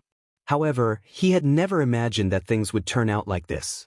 He had a feeling that Zhao Xian's life was in danger and that this matter must have something to do with the Yang village. "Lord Yang, you said that when you went that day, the servants of the Yang village had an unknown firearm and that it was very powerful? Is that so?" Jin Ying thought of the crux of the matter. This was probably the result of Zhao Xian's selfishness. "That's right, Eunuch Jin. Those firearms are very powerful. Not only do they have great lethality, but they are also very accurate. Most importantly, those firearms can fire continuously. It's not something that our great firearms camp can compare with. When I saw it, I was also very curious." All right. Jin Ying's expression darkened as she interrupted Yang Rang's boastful speech. "I know what happened. You can go back first. Jean Ying waved her hand. She didn't have time to waste on Yang Rang. Her mind was filled with questions about where these advanced firearms had come from and who had given the Yang family servants the courage to confront the brocade guards. Yes. Yang Rang saw that Jean Ying was a little unhappy and prepared to leave. But when he retreated, he thought of something and said aloud, "By the way, that servant is Yang Si who beat up the Walla messenger not long ago. Qian Sengbao even went to find trouble with him." I know. Jean Ying nodded. After Yang Si withdrew, he immediately ordered people to call for the brocade guards who had followed Zhao Xian to the Yang village that day. At the same time, he also called for Qian Senbao to ask about Yang Si. Soon, 3 injured brocade guards were brought over and confirmed that Yang Rang's words were true. Not long after, Qian Sengbao also rushed over. Qian Sengbao didn't dare to refuse Jean Ying's summons. Now, anyone could see that this person had great power and influence. His superior, the head eunuch of the Imperial Horse Directorate, Chen Guan, had been imprisoned even though he tried to curry favor with Wang Zhenyu's faction. If he performed well and was promoted, it wouldn't be a problem for him to become the head eunuch of the Imperial Horse Directorate. All of this depended on Jean Ying's attitude. "Greetings, Eunuch Jean." When Qian Sengbao appeared, he was very respectful to Jean Ying. His eyes were full of flattery. When a person can decide your future and fate, it is very difficult for you to appear as an equal in front of him. "Eunuch Qian, let me ask you, what is the matter with Yang Si?" Jean Ying didn't have any intention of exchanging pleasantries. They had all been in the palace for many years, so he understood Wang Zhenyu's personality better than anyone else. When Wang Zhenyu had been in power, Wang Zhenyu hadn't even looked at him. Now that he had power, Wang Zhenyu wanted to curry favor with him. This was the nature of people. Yang Si? Qian Sengbao was rather confused by this question. He did his best to search for this name, but he didn't come up with anything. Yang Si of the Yang clan, a servant of my Yang. Jean Ying reminded him, impatience on his face. "Oh, I remember now. That Yang Si once beat up the guard captain of the Walla emissary, Tuj, at the gate of the immortal abode. Because this matter involved diplomatic matters, the higher-ups gave me the task, and I had Tang Tong of the brocade guard go to the Yang clan to demand for him. It was said that he had already left the capital and gone to the Yang clan's Jianing residence. Later on, because of the conflict between the Walla and our great Ming, no one asked about this matter anymore." Qian Sengbao was also confused as he answered the question. He didn't understand why Lao Jining was so concerned about a mere 5th-rank servant. He went to the Yang clan's residence? Let me tell you, a few days ago, he publicly injured 3 of my embroidered uniform guards who went to Yang village to enforce the law. Not only that, but my servant, Zhao Xian, has also disappeared. I suspect that this has a lot to do with Yang Si. As Jean Ying spoke, he let out a soft snort, expressing the dissatisfaction in his heart.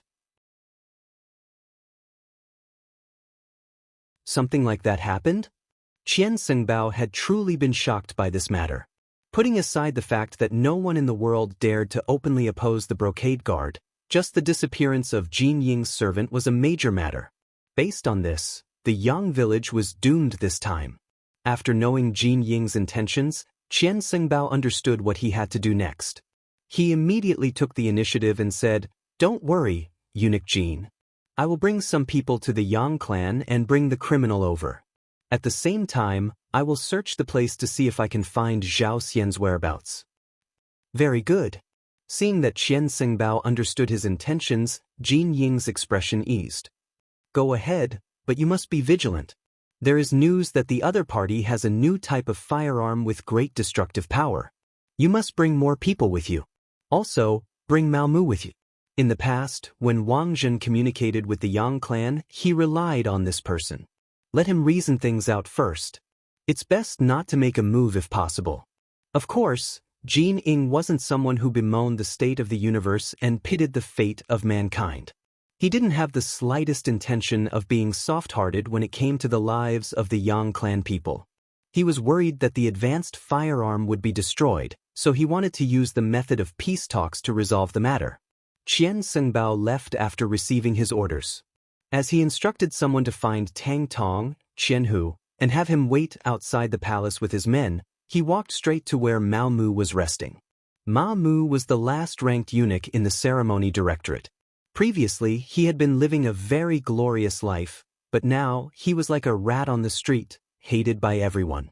Speaking of eunuchs, there were too many differences between them and ordinary people. Their jealousy was several times greater than that of ordinary people. The thing they couldn't stand the most was others having a good time. Perhaps it was because of their bodies, but they were more passionate about power and money. Whenever they had the chance, they would always try to get some benefits for themselves. And when they had the chance to step on others, they wouldn't be soft-hearted at all. Previously, because of Yang Chendong's support, Mao Mu had been promoted several times. From a small eunuch leader to a large eunuch leader. As his status changed, he, who represented the diapers, earned a lot of money. For a period of time, other than Wang Zhen, few people dared to give him any face. But with the defeat at the front lines and the news of Ying Zong and hundreds of officials dying in battle, Mao Mu's good days came to an end. There was no one to protect him. What followed was the jealousy of all the eunuchs. Almost everyone with some ability came to him to take advantage of him. Seeing that the situation wasn't good, Mao Mu was decisive. First, he gave most of the money he had saved to Jin Ying, drawing a clear line between him and Wang Zhen. Then, he used the rest of the money to get rid of the other eunuchs who came to make trouble for him. For a time, it could be said that he spent money like it was dirt. Only then did he manage to keep his position. Even so, his authority was no longer what it used to be. In addition, something had happened to Yang Chendong. Now, he couldn't even find a source of diapers. He was completely empty-handed. All day long, he sighed in the palace. He only hated his bad fate. He had just met a wise master, and it hadn't been long before an accident happened. He really didn't know what to do. Just as he was shaking his head and sighing in his room, the door was pushed open. The supervising eunuch of the Imperial Horse Directorate, Qian Sengbao, walked in. When he saw Qian Sengbao, Mao Mu immediately climbed down from his bed. I didn't know that eunuch Qian was coming.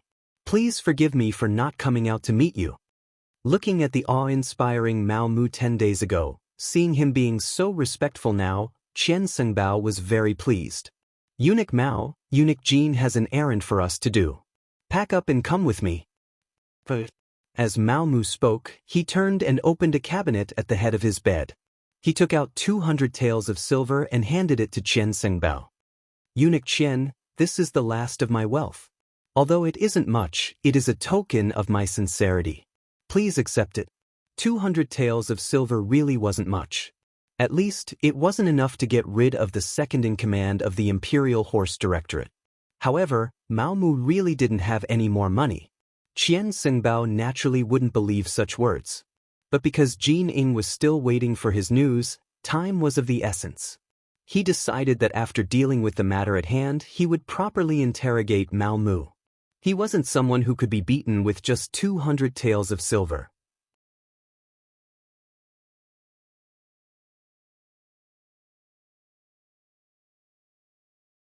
Chapter 150. Mao Mu followed Qian Sengbao out of the palace and saw Qian Tong, who had already gathered 200 embroidered uniform guards. When Mao Mu's gaze met Tang Tong's, there was a look of sympathy in his eyes. They were all Wang Zhen's subordinates, and even Mao Mu had always been seen as one of Wang Zhen's trusted aides. His interaction with Yang Chendong was also because of Wang Zhen's instructions. Other than Wang Zhen, no one else knew Mao Mu's true identity. Let's go. He did not care about the change in Mao Mu and Tang Tong's attitudes. Perhaps in Qian Sengbao's eyes, becoming the head eunuch of the Imperial Horse Directorate was what he needed to care about. Under Qian Sengbao's lead, the group of people left the capital and headed toward the Yang Manor 15 li south of the city. In the Yang Manor, there were already spies from the Bureau of Security who had brought back the news. When they found out that a large group of embroidered uniform guards was coming out of the city, the atmosphere in the manor immediately became tense. This result was within the expectations of Yang Si, Yang Lu, and the others. After killing Zhao Xian, they had been waiting, but they did not expect it to take so long. Since they had been waiting for a long time, there was not the slightest bit of panic. Dao Xiao led the second guard to hide outside the manor. Baizhua led the Ghost Shadow Sniper Squad to find a suitable place to hide. Yang Lu took Yang Xi's place and opened the door to face the enemy. Yang Xi was still dissatisfied with this. However, last time, he had single-handedly defeated the embroidered uniform guards with a single shot. This time, it was not good for him to snatch the credit. An hour later, a group of embroidered uniform guards wearing flying fish robes arrived at the entrance of the Yang Manor. When the group led by Qian Xingbao arrived, they saw Yang Lu standing 100 steps away from them. He held a pitch-black firearm that they had never seen before and looked at them leisurely. In his eyes, there was a hint of disdain mixed within. This scene caused Qian Xingbao to be unable to vent his anger. It must be said that the embroidered uniform guards carried out many missions, but no matter where they went, and no matter what kind of status the other party had, who wouldn't tremble in fear and tremble when they saw them? This was the first time the Yang Manor had ignored them like this since the Great Ming was established. Based on this feeling of disregard, the people of the Yang Manor deserved to die. Qian Sengbao's eyes were filled with anger. He wanted to raise his hand and order the army to suppress them.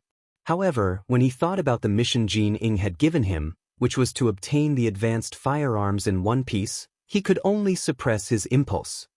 He looked at Tang Tong and said, "You go." Qian Sengbao's eyes' face. "You. We're. Who is. Asir. Sengbao. Mu was manor. Was. This was. It was. S. What crime did he commit? Yang Lu was ready to kill. He did not expect the other party to not attack immediately. Instead, he acted as if he was trying to reason with him. At the same time, he was a little disappointed. Naturally, he wouldn't give them a good face. When the matter involved Yang Xi, he directly retorted, expressing his strong side.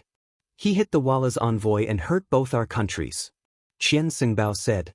Tang Tong was still talking about the mistakes the other party had made. However, after a few sentences, he felt that something was wrong. The Walla and the Great Ming were like fire and water. Hitting the Walla's envoy was not a crime.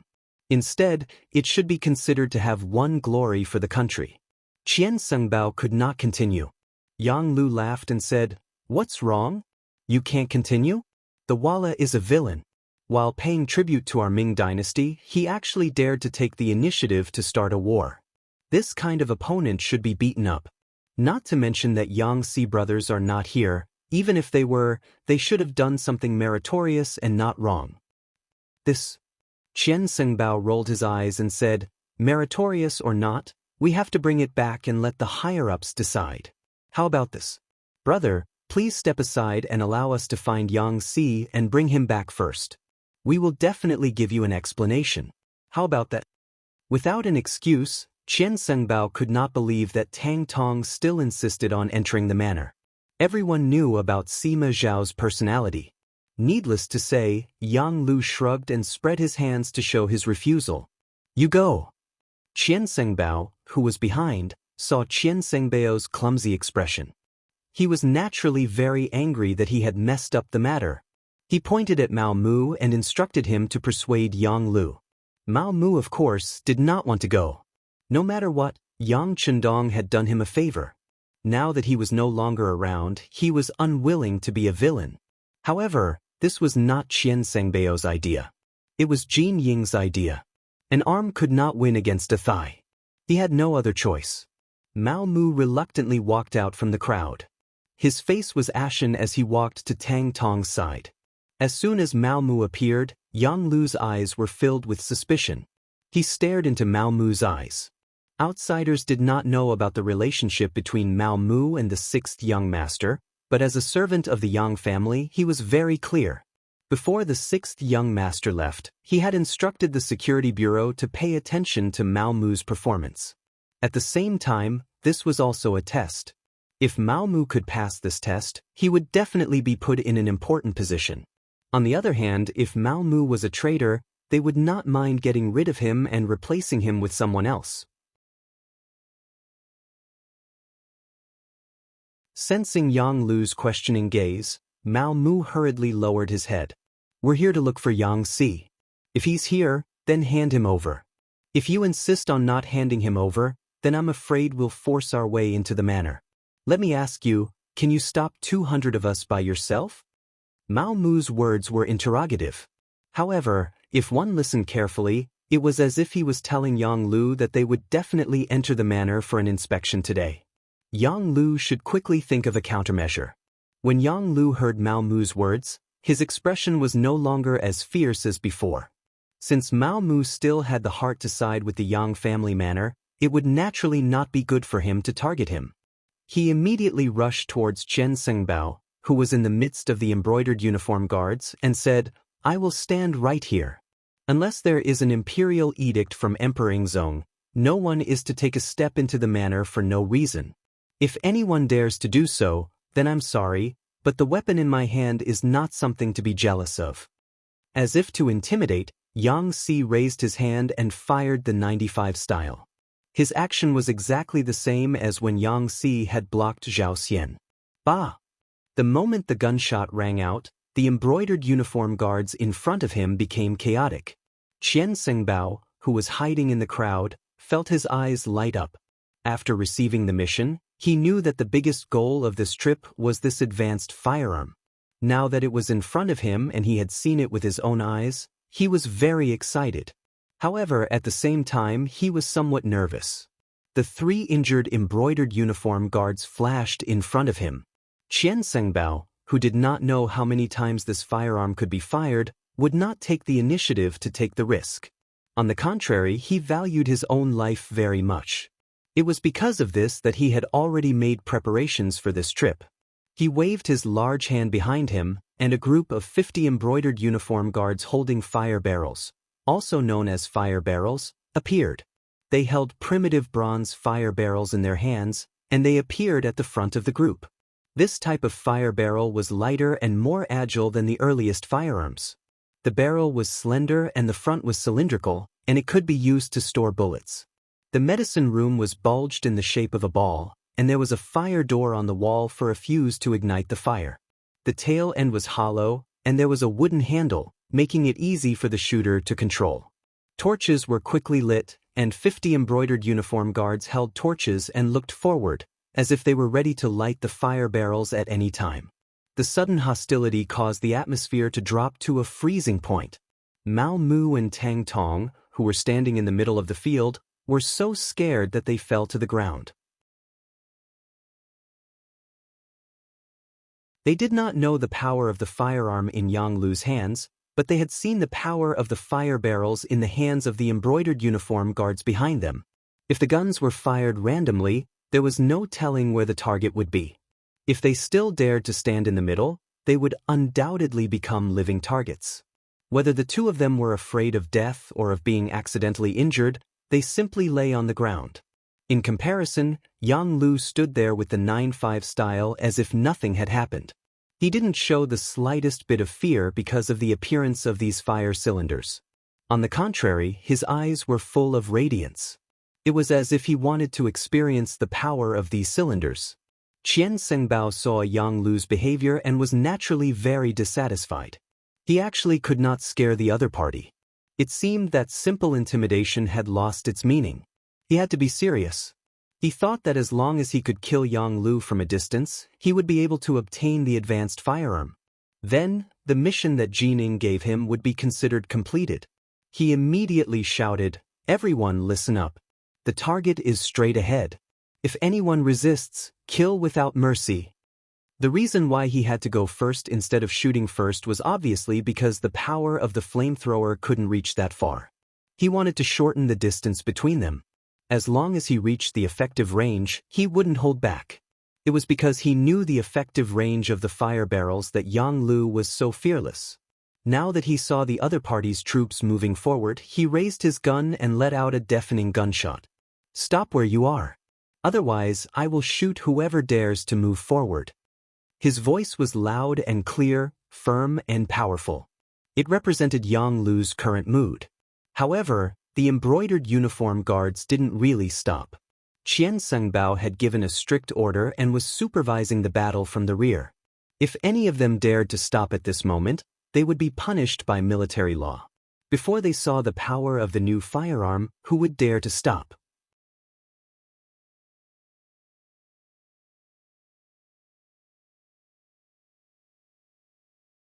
Chapter 151. The embroidered uniform guards did not stop because of Yang Lu's words. They continued to walk forward in a straight line.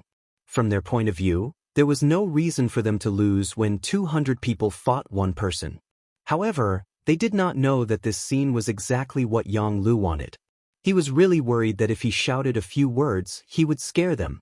If that happened, he would not be able to use his skills. Now that these people were not afraid of death, it was exactly what he wanted. He also had a chance to show off. His shout spread out. Seeing that the embroidered uniform guards did not move, Yang Lu smiled. He raised the 95 style in his hand and aimed it at the embroidered uniform guards at the front. He then adjusted his breathing and his right index finger gently pulled the trigger. He began to fire one by one. In Yang Lu's eyes, the embroidered uniform guards who were lined up with fire barrels were like fixed targets. As long as he wanted to, he could easily take the life of any one of them. However, these people were not enemies, nor were they like the fugitives that Zhao Xian had brought. They were only soldiers who had received orders. They were not enemies who would not rest until one of them was dead. He did not need to kill them. He only needed to injure them and make them suffer heavy injuries to break their fighting spirit. Yang Lu moved the muzzle of the gun slightly, from the original position of the forehead to the legs. His index finger moved slightly and he fired the first shot. Bang! The second shot rang out. The spinning bullet flew forward and whistled through the air. It directly drilled into the right leg of an embroidered uniform guard. The bullet entered the flesh and brought about a huge impact. The moment it came into contact with the blood, there was a splash of blood. Next, a figure fell to the ground. Along with him was the green fire barrel that was originally in his hand. Bang, bang, bang. All of this was just the beginning. Following Yang Lu's continuous movements of his index finger, the embroidered uniform guards in the front row fell to the ground one after another. The extremely fast speed and accurate hit rate caused the embroidered uniform guards in the front row to become a complete mess. There was no one who wasn't afraid of death, especially when they knew that they were going to die. Even the embroidered uniform guards' morale began to waver. Some directly ran back, some took the initiative to lie down on the ground, and some had already lit their barrels and poured out the gunpowder. As for whether they could hurt Yang Lu or not, they no longer cared. 7 shots were fired, and after taking down 7 armed embroidered uniform guards, the entire formation fell into chaos. Qian Sengbao, who was sandwiched in the crowd, was also completely frightened by this scene. The scene of Yang Lu shooting at the embroidered uniform guards flashed in his mind. From this, he concluded that the other party's firearms were indeed very advanced. Once Jin Ying obtained them, who in the world would be a match for him? If he could hold such a powerful weapon in his hands, whether he gave it to Jin Ying or kept it for himself, it would become the most powerful weapon he could use to intimidate others. Overjoyed, he ignored the chaos in the formation and shouted to the front, let's go together, what are you afraid of? No matter how powerful he is, he can't kill all of us. Whoever rushes to the front and takes the firearm will be rewarded with 1,000 taels of silver and a promotion of 3 ranks. In order to achieve his goal, Qian Sengbao made a heavy promise. With a heavy reward, there were bound to be brave men.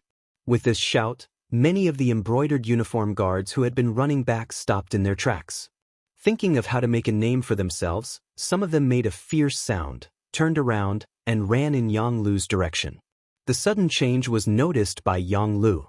Naturally, he wasn't afraid of 8 or 10 people with one gun, but with so many of them charging at him together, he probably wouldn't even have the time to reload his gun. Originally, he wanted to be like Yang Si and fight the enemies alone, but now it seemed that he had underestimated the willpower of these embroidered uniform guards. He couldn't help but start to retreat. At the same time, he made a gesture with his right hand behind his back, telling the Ghost Shadow Sniper team hidden inside the Yang village to prepare to attack. Charge! Seeing that Yang Lu had started to retreat, the embroidered uniform guards couldn't help but be overjoyed. They seemed to have seen the light, saw the hope, and also saw that promotion and wealth were right in front of them. In the Yang village, Bai Zhua and the other 21 people were lying on the roof, each looking for the best angle to shoot. They were just waiting for the embroidered uniform guards to run into their shooting range to kill them. As the embroidered uniform guards approached step by step, the atmosphere became very tense. A big battle could break out at any time. Once the Ghost Shadow Sniper team attacked, the scene would be filled with corpses. It would also mean that the Yang village and the Great Ming Dynasty had completely broken off. At this moment, everyone's hearts were thumping. They were nervous and excited. Bam bam bam. Just when the embroidered uniform guards were 200 steps away from the Yang village, and Bai Zhua was about to give the order to shoot, a series of intense gunshots suddenly rang out from behind them. This sudden gunshot also shocked the Ghost Shadow Sniper team, who were ready to shoot. Captain Bai Zhua didn't understand. They had agreed to attack first, and Dao Xiao and the second guard would finish them off. Why did they attack first? Captain? Are we going to attack? One of the Ghost Shadow Sniper team members couldn't suppress the excitement in his heart and quietly asked Bai Zhua. Wait a minute, don't shoot first. Bai Zhua looked at the Yang village's main gate in confusion. Then he took out his high-powered binoculars. When he looked at it, his expression became very excited. Tell everyone, don't shoot without orders. The sixth young master is back. Yang Chendong was indeed back. He led more than 30 people and rushed over. 1 man and 2 horses didn't stop to rest.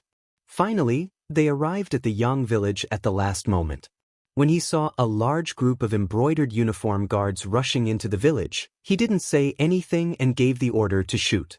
Yang Chendong viewed the Yang village as very important. Otherwise, he wouldn't have left Zhu Qizhen in such a hurry and rushed back first. He definitely wouldn't allow anyone to threaten the safety of his village and the lives of the people in the village. After Yang Chendong gave the order, the 30 people following him naturally wouldn't be polite. They raised their guns and roared. The unprepared embroidered uniform guards behind them quickly fell. This also scared Qian Xingbao, who was in the crowd. He didn't understand where these people came from and how they actually dared to attack the embroidered uniform guards. Did they still have the law in their eyes? When he looked back with a puzzled heart, he saw a group of Ming Dynasty soldiers wearing Mandarin duck battle jackets. The people who came were actually Ming Dynasty soldiers, which made Qian Xingbao even more surprised. Since when did ordinary soldiers have the guts to attack the embroidered uniform guards? Moreover, where did those advanced firearms in their hands come from? In order to find out the reason, he ordered all the embroidered uniform guards to stop moving. He brought a few of his trusted subordinates and walked towards Yang Chendong at the back. At this time, Yang Chendong also gave the order to stop shooting. He wanted to see who couldn't help but attack the Yang village after he left. Of course, no matter who it was, he would make them pay the price in blood. As Qian Xingbao strode over, he naturally saw Yang Chendong in the crowd. Although he was dressed differently from his usual azure robes, who in the capital didn't know of the Dong Shui? Yang Chendong? It's actually you? Impudent. Or you? How dare you call my family's name directly? Tiger's Mane, who was riding on a horse, had a cold look in his eyes. The muzzle of the pistol on his wrist was naturally pointed at Qian Xingbao's chest. Ha, you're just an insignificant 5th-rank official. You really don't enter this eunuch's eyes. My family's Qian Xingbao is the supervising eunuch of the Imperial Horse Directorate. Qian Xingbao reported his name amidst the laughter. According to his calculations, Yang Chendong would definitely dismount and greet him after he reported his name. After all, the group of eunuchs in the Ming Dynasty always had great power, especially since he was one of the famous eunuch leaders. Naturally, the other party would cater to him. However, Qian Xingbao was destined to be disappointed. After he introduced himself, Yang Chendong acted as if he didn't hear him. On the contrary, he stared at him with a sharp gaze and asked, "This uncle is asking you, why did you step into the Yang family village to commit murder?" "This uncle? You? Aren't you the crown prince's horse protector?" Qian Xingbao was shocked by Yang Chendong's identity and asked with a puzzled expression. "This uncle is asking you why you came to the Yang family village to commit murder. Don't you understand human language?" Yang Chendong didn't have the slightest intention of answering. When he saw that the other party wasn't answering his question, he raised his right hand and fired a shot. It hit Qian Xingbao right below his right leg, causing him to kneel on the ground with a plop. No one would have thought that Yang Chendong would make a move just like that. He was still asking questions. The other side had already fired a shot and hit Qian Xingbao right below his right leg, causing him to kneel on the ground. If one looked carefully, it wasn't difficult to see that the direction he was kneeling in was where Yang Chendong was.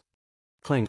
When their master was humiliated, a few of Qian Xingbao's personal embroidered uniform guards immediately pulled out their embroidered spring swords. They looked like they were eager to rush up at any time. However, before they could do anything, Qiu Vi and the other guards had already raised the 95 style.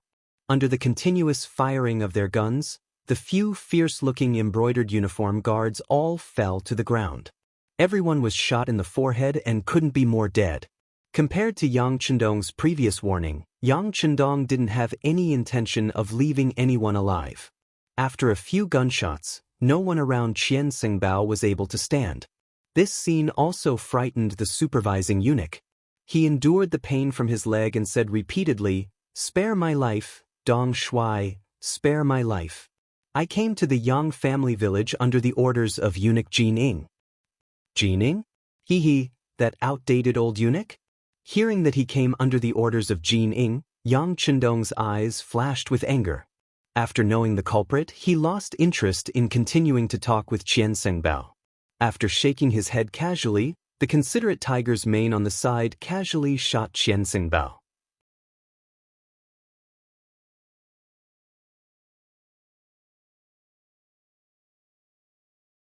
Chapter 152. After the gunshot, Qian Xingbao's eyes widened and he fell to the ground with an unwilling expression. Even as he died, his eyes were still wide open. He clearly couldn't believe that Yang Chendong would be so bold. Not only did he kill the embroidered uniform guards, he also killed the chief eunuch. Was he not afraid of the Bright King's law? With Qian Xingbao dead, the other embroidered uniform guards looked at Yang Chendong with a strange gaze. At this moment, almost everyone was in a daze. They really didn't know if this person would be so bold as to kill them in the next breath. After all, he had already killed so many people, it didn't seem to matter if he killed a few more people. Under the protection of more than 30 guards and Lung Feng, Yang Chendong rode past the embroidered uniform guards who were kneeling on the ground in fear. He saw Tang Tong, who was also kneeling on the ground and trembling, as well as Mao Mu, whose eyes were filled with surprise. "Watch these people. Without this uncle's orders, don't let a single one escape.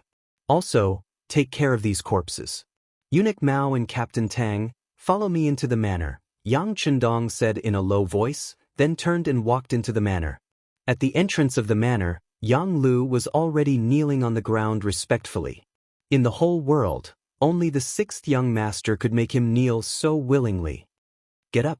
You've worked hard." When he passed by Yang Lu, Yang Chendong's voice became much more amiable. It was this "you've worked hard" that made Yang Lu have the urge to cry. However, he instinctively held back his tears and said, "To be loyal to the 6th young master is a subordinate's duty and obligation." "Very good." Yang Chendong nodded lightly. He leaped past Yang Lu and headed straight for the entrance of the Yang Manor. Here, he saw Qiao Yin, Madame Shui, and Madame Xiang. Of course, he also saw 7th sister Yang Duo and Hu Yen. "Young master." When they saw Yang Chendong appear safe and sound, Qiao Yin and the others immediately burst into tears. From the looks of it, they seemed to have endless things to say. "Don't cry. Young master, didn't I come back safe and sound? I have some matters to attend to. After I'm done, I'll have a long chat with you," Yang Chendong said to the girls with a happy expression. When his gaze fell on Hu Yen, he nodded lightly. Under their gazes, Hu Yen was immediately embarrassed.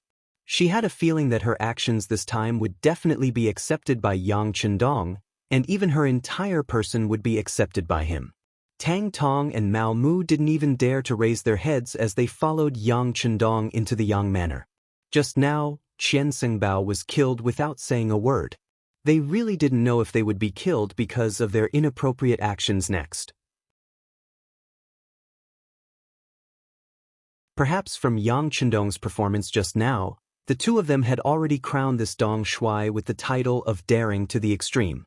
If it was possible, they could even say that he was rebelling. In the side hall, Yang Chendong sat down.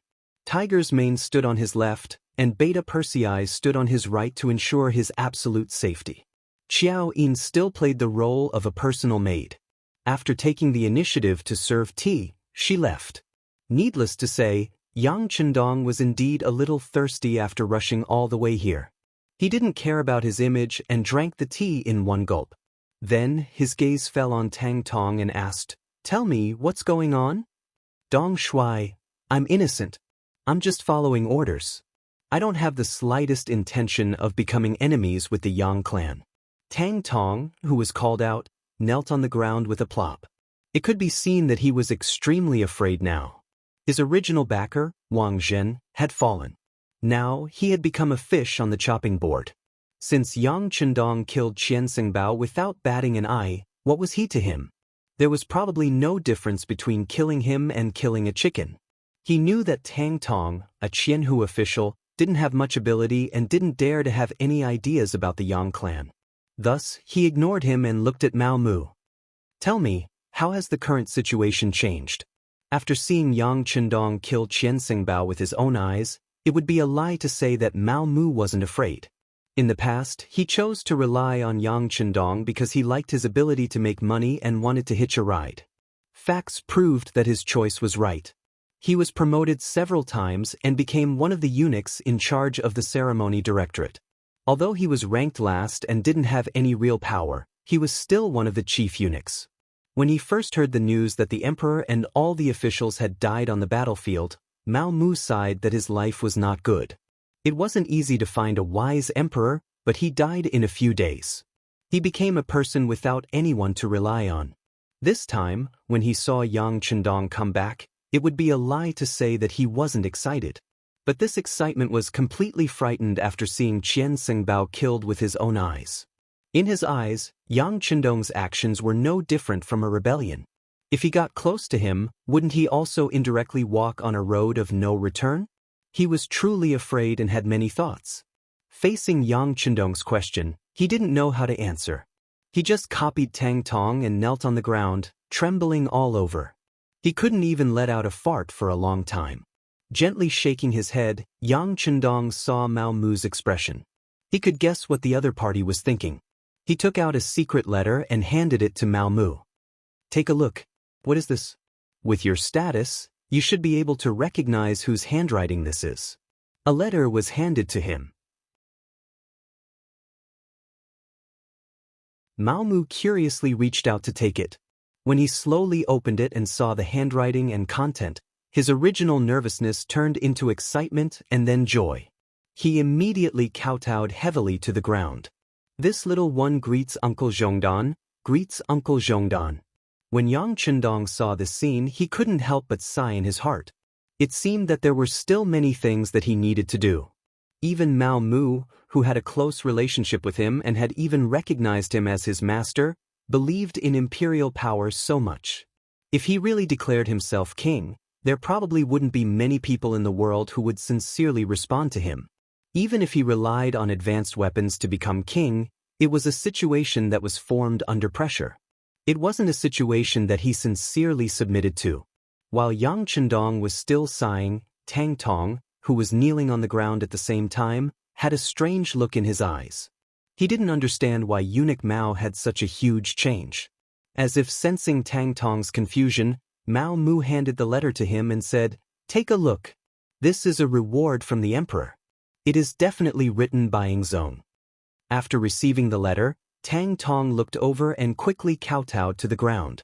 At the same time, he shouted, "This official greets Uncle Zhongdan, greets Uncle Zhongdan. "Hey, both of you, get up. Now, you can clearly explain the situation in the court to this uncle." After revealing his trump card, Yang Chendong had won the trust of the two. With Zhu Qixin's personal handwriting, Mao Mu naturally didn't have any psychological burdens and began to speak of everything he knew. Occasionally, Tang Tong would add a few words. As he listened to the two, Yang Chendong's expression turned grave, and he couldn't help but sigh at the power of the wheel of history. Although he had saved Zhu Qixin, this did not change the fact that the Mastiff King had become Dai Zong. Moreover, without Yu Qian, the court was completely under eunuch Jin Ying's control. Yang Chendong also had no good impression of Jin Ying. This eunuch was essentially jackals of the same tribe as Wang Zhen, and he was also not a good person. With him here, Dai Zong would probably find it very difficult to become a wise sovereign. It took an hour for Mao Mu and Tang Tong to give a rough account of the situation in the capital, but even this was not complete. Fortunately, Yang Chendong had already understood and had a general understanding of the situation. "Okay, this uncle already knows the situation. I presume that you've already guessed that Ying Zong is fine and is currently heading to the capital under the protection of soldiers. This uncle is merely a vanguard official. Now comes the problem. The great Ming now has two emperors. How will you choose?" As Yang Chendong spoke, he turned his deep eyes to Mao Mu and Tang Tong, intending to force them to state their stance. He had even made up his mind. It would be fine if these two were willing to swear loyalty to Zhu Qixin, but if they weren't, he would kill them both. Until he had infiltrated the palace and met with Empress Qian, his return could not be exposed. Sensing the pressure in Yang Chendong's eyes, Mao Mu made his choice without the slightest hesitation. This lowly one is a eunuch appointed by Ying Zong and naturally must swear loyalty to him. Yes, this lowly one is also loyal to Ying Zong. This time, Tang Tong reacted quickly and made his choice right behind Mao Mu. Okay. This answer was within Yang Chendong's expectations. They had all been glorious figures of Ying Zong's era, but now that Dai Zong had been replaced, Jin Ying viewed them as dissidents, and they were on the verge of being eliminated. It had always been easy to choose where to go. Since all of you have chosen Ying Zong like this uncle, it is time for us to repay His Imperial Majesty's kindness. Mao Mu, immediately arrange for me to enter the palace and meet with Empress Qian. Remember, only you can know of this matter. As for how much silver it will cost, I will prepare it for you in a little while. Tang Tong, immediately get in touch with those embroidered uniform guard leaders. This emperor is also the commander of the embroidered uniform guard. As long as they join me, their past mistakes can be forgiven. Of course, Yang Chendong would also choose to work for Ying Zong, Zhu Qixin. This was not about who he wanted to swear loyalty to, but in the current situation, Ying Zong was clearly at a disadvantage. He had to help him gain a foothold. In his opinion, whether it was Ying Zong, Zhu Qixin, or Dai Zong, Zhu Qiu as the emperor, they could not be too strong. It would be best if the two emperors worked together. This way, he would be able to benefit from both sides. Now that Ying Zong was at a disadvantage, he naturally had to help him.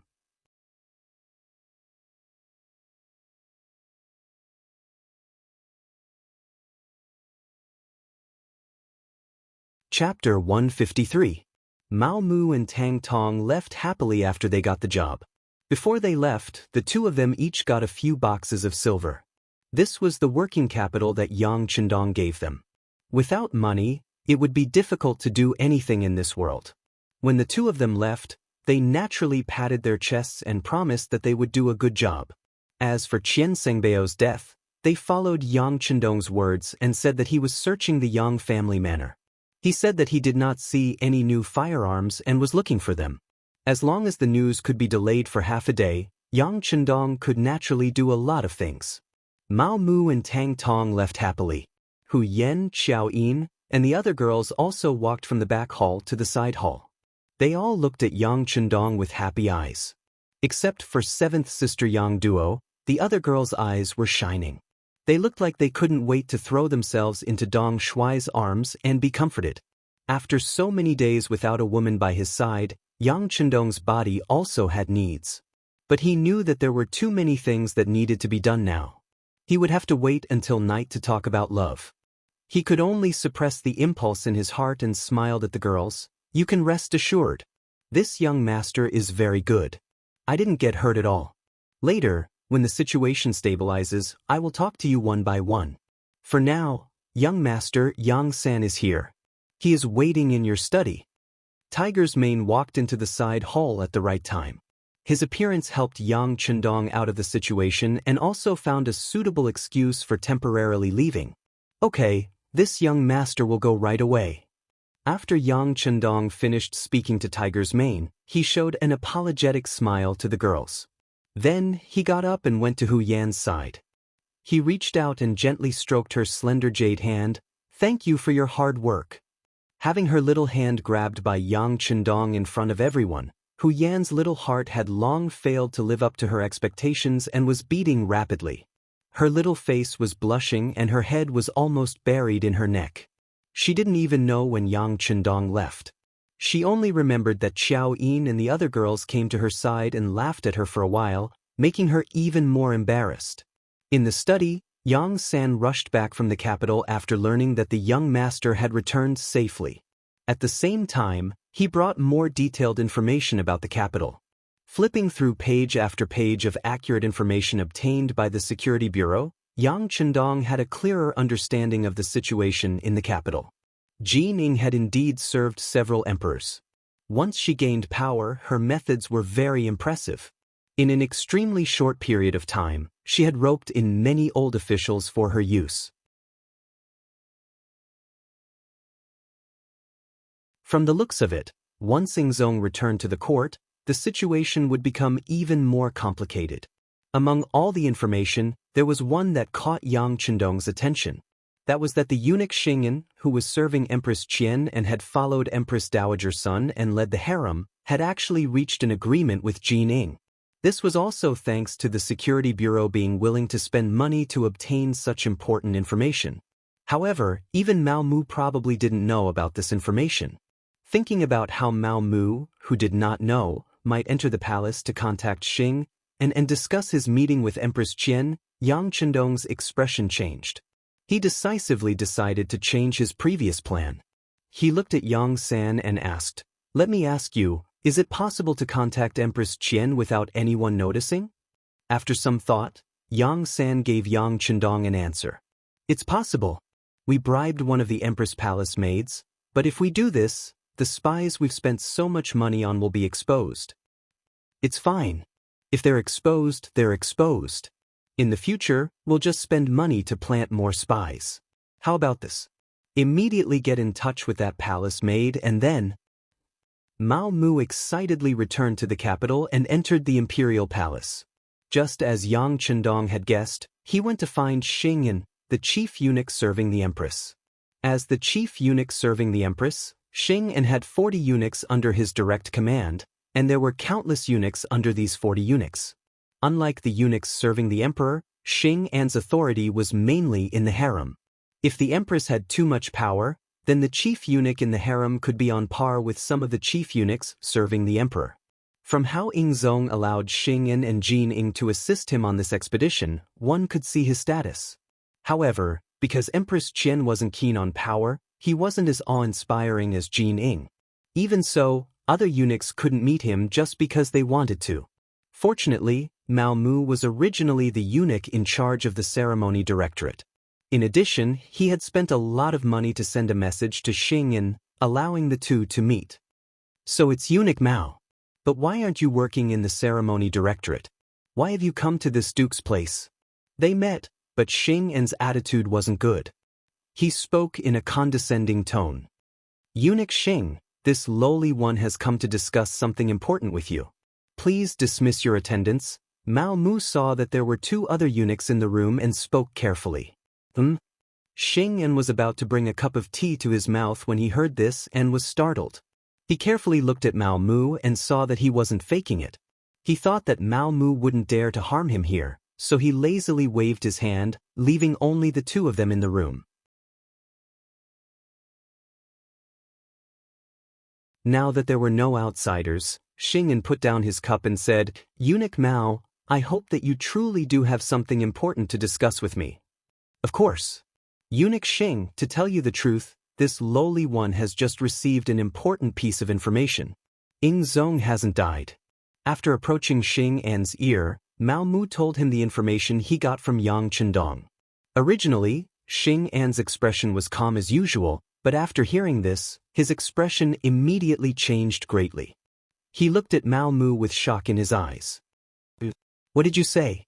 "Ying Zong is still alive, and he's heading toward the capital," Mao Mu said in an excited voice, a look of pleasant surprise on his face. "Where did you get this information?" Xing An's face was red, but he didn't know if it was because he was excited or for some other reason. Mao Mu didn't think too much at this moment, nor did he know that Xing An had already reached an agreement with Jin Ying. One of them was in the imperial court while the other was in the harem. Both of them minded their own business. He thought that Xing An had this expression because he was happy, so he said, "I can't say where it came from yet. Someone is a vanguard sent back by Ying Zong. He wants to meet with the Empress first, and Eunuch Xing needs to arrange it." Hearing that the vanguard was sent back, Xing An's eyes flickered continuously. His somewhat gloomy eyes emitted a sinister glint. "All right, I will personally arrange this matter. Just tell me when he might enter the palace." Mao Mu had come happily and left satisfied. Xing An's last few words were about this matter. He would definitely tell the Empress his role in this matter. In this way, his meteoric rise was just around the corner. After Mao Mu left, Xing An hurriedly left the harem and went straight to Jin Ying's office. But what he didn't know was that just as he left, two palace maids left the Empress's palace together. Xing An's sudden arrival naturally attracted Jin Ying's attention. Currently, there was still a pile of matters to deal with in the imperial court. He really didn't want to have any disputes with Xing An right now. Of course, once he grasped the overall situation, no one knew what he would do. In the secret room, Xing An told Jin Ying the news he got from Mao Mu. As expected, it gave her a big fright. "Eunuch Xing, this matter can't be taken as a joke. General Shiheng said that Ying Zong and hundreds of officials died in the battle, and his body has been found. How could there be another Ying Zong?" Jin Ying thought of everything that Shiheng reported in the imperial court that day, and said in a doubtful tone, "I don't really believe it either, but Mao Mu said it with certainty. Otherwise, Eunuch Jin can capture Mao Mu and ask him." Xing An also wasn't too sure, so he wanted to capture the eunuch who told them the news and torture him. Then he would have no choice but to say it. After hearing this, Jin Ying was a bit tempted, but then she shook her head. "No rush. If we capture Mao Mu now, I'm afraid that the so-called vanguard won't dare to appear rashly. Let's do it like this. Everything will go according to the plan you discussed before. Once the vanguard appears, we'll capture him and then interrogate him about whether Ying Zong is still alive. If he's lying to us, then it's no big deal. But if he's alive, then we'll put him under house arrest. When the time comes, we'll inform Dai Zong. This will be a great merit. When that time comes, will we be left out of the benefits?" Good. Eunuch Jin's thoughts are thorough. Thinking about how he could use this opportunity to make a good contribution in front of the new emperor, Xing An's face was filled with excitement. Although it was true that he was the head eunuch by Empress Qian's side, the emperor had already been replaced, and the empress would be replaced sooner or later. When that time came, he would have to make plans as early as possible. This was also why he took the initiative to tell Jin Ying this matter. This was to pave the way for future matters. Mao Mu was still waiting. When the time came, he would bring Yang Chendong to meet with Empress Qian in private. But before the main person appeared, a young eunuch appeared first. "Eunuch Mao, the sixth young master has a message for you. Immediately leave the palace with me." "Who are you?" Mao Mu asked warily when he saw that the young eunuch was unfamiliar. "Eunuch Jin, don't worry about who I am. All of this was arranged by the sixth young master. He said that what you did has been exposed. Soon, a great disaster will befall you. Come with me now." The eunuch who came also had an anxious look on his face. He was taking a huge risk by doing this. If Yang San had not found him and said that he was willing to pay 2,000 taels of silver for him to make this trip, then he definitely would not have appeared here. If it had been any other excuse to find him, Mao Mu might not have left with him. But the young eunuch mentioned the sixth young master. That meant that not many people knew that the sixth young master was still alive. This matter was filled with more credibility. "Alright, I'll go with you."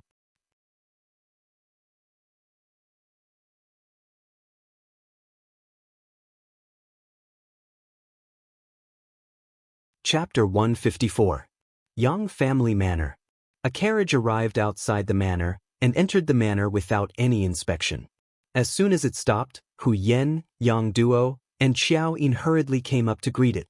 However, when the curtains were opened, only 2 women in palace-made attire were revealed.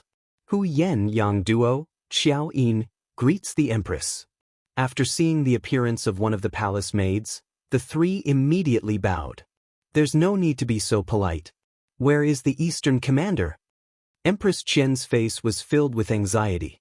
After greeting the 3 women, she directly asked for Yang Chendong's location. "He is. The young master is in the main hall waiting for the Empress.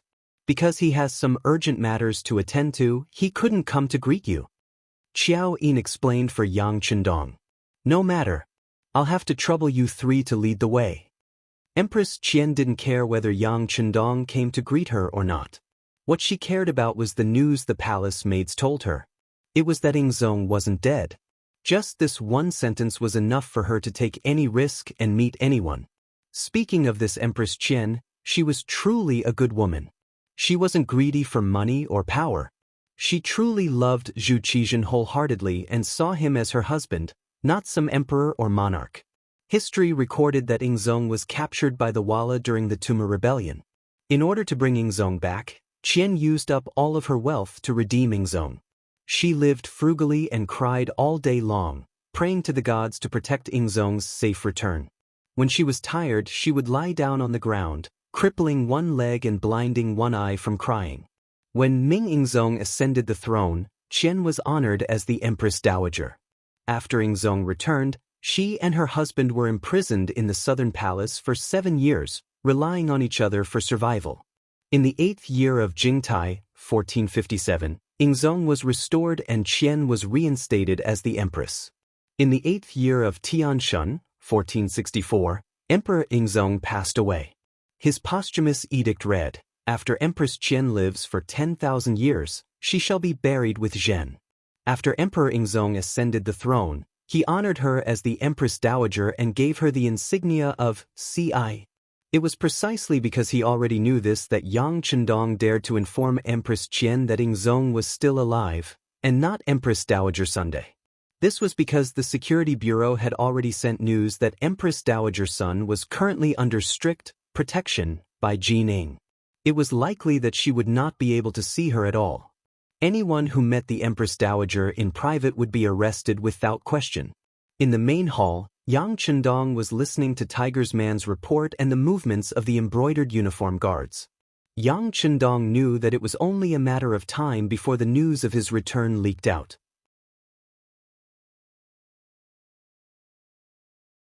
It would take at most 1 day, or at most half a day for someone to point the finger at him. How to strengthen his strength in this period of time became the most important problem. This was also the reason why he let Tang Tong go. He was also gambling.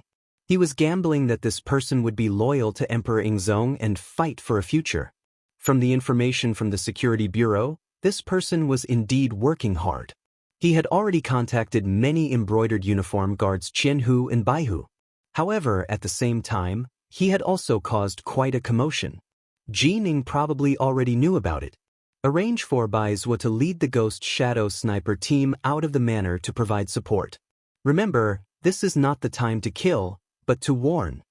Yang Chendong quickly made a decision and prepared for the arrival of Tang Tong and the others. Yes. Tiger's Man replied and prepared to make the arrangements. However, before he left, he couldn't help but ask curiously, "Young master, Hu Zhangning is also the embroidered uniform guard's guardian. Why didn't you inform him to come help the emperor?" "Forget it. The situation is unclear now. It's better not to let the Hu family get involved in this mess. Yang Chendong shook his head decisively. Of course, he had considered his future father-in-law. However, he could support Emperor Ingzong because he had the means to protect himself. However, the Hu family was different. Moreover, they were in the capital. If Emperor Ingzong got angry and wanted to punish the Hu family, even he couldn't do anything. Since the young master had already made plans, Tiger's man naturally wouldn't ask any more questions. After agreeing, he turned and left. Just as Tiger's man left, Empress Qian, dressed as a palace maid, came to the main hall. It had to be said that the Empress was the Empress. Even though she was dressed in palace maid attire, it was still difficult to hide her noble aura. In addition, she was indeed very beautiful and young. Her appearance actually made Yang Chendong's eyes light up. The surprise only lasted for a moment. Yang Chendong quickly considered everyone's identity. He immediately knelt on the ground and said, "This subject pays respects to the Empress." "No need to be so polite. Yang Chendong, you said that Emperor Ingzong is still alive. Do you have any evidence?" Empress Qian's face was anxious. Her eyes were like limpid autumn water, expressing her current mood. "Yes, please take a look."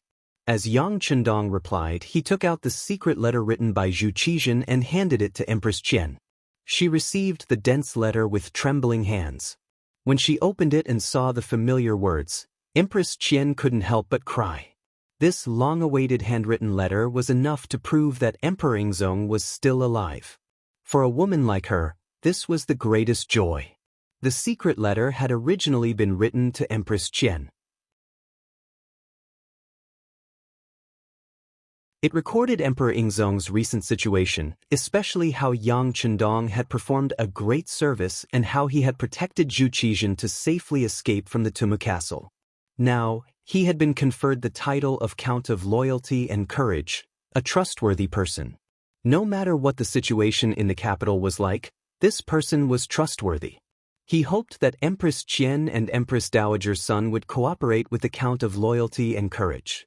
At the end, he wrote that in a few days, he would return to the capital under the protection of the officials. At that time, it would be time for husband and wife to be reunited. Emperor Ingzong was indeed fine and would soon return to the capital. This allowed the large stone hanging in Empress Qian's heart to be put down. She tightly grasped the letter in her hand. When she looked at Yang Chendong, she was about to kneel on the ground to express her gratitude. "Empress, you must not do this." Yang Chendong had long been prepared for this. Everything he had done could not be resolved with a single kneel. It would be better to leave this kneel so that Emperor Ingzong and Empress Qian could continue to express their gratitude. With Yang Chendong's shout, Hu Yen, Xiao Yin, and the other girls came over to help Empress Qian up. Being supported by the girls, Empress Qian knew that kneeling to express her gratitude would not do. Empress Qian excitedly said, "Count of Loyalty and Courage, Emperor Ingzong told me to cooperate with you in all matters. What do you think this Empress can do? Stay here for the time being. I won't hide it from you. I'm afraid that someone already knows that I've returned and that Emperor Ingzong is still alive. They're probably looking for you right now, so it's safer for you to stay here." Yang Chendong thought about how Jin Ying and eunuch Xing, and would probably be very disappointed that he had not gone to the imperial palace according to the previous agreement. "Looking for me? Poor they. What do they want?" Although Empress Qian was pure and kind, it did not mean that she was not scheming. From Yang Chendong's words, she had already guessed something. At this point, there was no need to hide some things. Yang Chendong said, "The ones looking for you should be Xing and eunuch Jin Ying. They know that Emperor Ingzong has returned and want to capture you to force the emperor to hold back." "What? Xing, and also betrayed me?" Hearing this, Empress Qian's face was filled with disappointment. She had originally thought that Xing and had followed her for many years and had always thought of her, so he was a trustworthy person. However, it seemed that there were no such things as eternal friends. There were only eternal benefits. In the imperial palace, the appointed time had arrived. Not only had the mysterious vanguard not appeared, but even Mao Mu had disappeared. Jin Ying and Xing and were both shocked.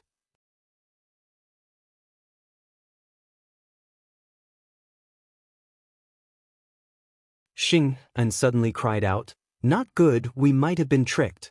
Quick, come with me to the imperial palace to see if the empress is still there." Xing An's reaction wasn't slow, but Yang Chendong had changed his plans long ago. How could he have predicted this? By the time they returned to the Empress chambers, Empress Qian had truly disappeared. For a moment, the two eunuchs slapped their knees in hatred, hating themselves for being so careless. At this moment, another eunuch came to report that the embroidered uniform guard had important matters to report. Qianhu Tangtong was currently holding a meeting with the other Qianhu and Baihu, and it was clear that he intended to leave the capital. How rebellious! Let's go and see what these people are up to. When Jining heard that even the embroidered uniform guard was beginning to disobey her, she was instantly furious.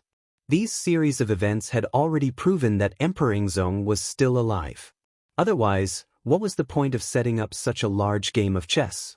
Jining sensed that the situation was about to spiral out of control, so she hastily left the Empress chambers and ran into an agent of the embroidered uniform guard. While they were still some distance away, the agent anxiously said, "Eunuch Jin, your subordinate has already investigated. Nearly 1,000 embroidered uniform guards have gone to the Yang clan manor 15 li south of the city." The Yang clan manor? Yang Chendong? He's actually still alive. When Jining heard this, she suddenly had a feeling of realization. She had been speculating about which vanguard Emperor Yingzong would send back to the capital. For this matter, she had already arranged for all the soldiers guarding the city to interrogate anyone who had come from outside, but they had found nothing. But if this person was Yang Chendong, then everything made sense. This person had never entered the capital, so how could she find him? Good, very good. Jining was not angry. On the contrary, she was rather happy. She had been afraid that she wouldn't be able to find this troublemaker. As long as this person was found, the matter would be easy to handle. She just needed to capture this person or directly kill him, severing Emperor Yingzong's foundation. Then she would have rendered a great service to Daizong. Come, gather 3,000 embroidered uniform guards and pursue them out of the city. We must exterminate Tang Tong and the other rebels. Not mentioning Yang Chendong was part of Jin Ying's selfishness. If she could suppress the news that this person had returned to the capital and that Emperor Yingzong was still alive, then it was best to do so. Following Jin Ying's command, the embroidered uniform guards became busy. Mobilizing 3,000 men in one go was impossible even if one did not want to be known by outsiders. Such a large movement quickly reached the ears of Chao Jixiang, the #1 eunuch in the ceremony directorate. You're tuning in to the Passion Pages YouTube channel. We're so grateful for your support, and don't forget to subscribe to join us on this incredible journey through captivating stories. Your generosity through donations truly makes a world of difference, as it's the primary source of revenue that allows me to expand and enhance this channel for you. Thank you from the bottom of my heart for being a part of this adventure.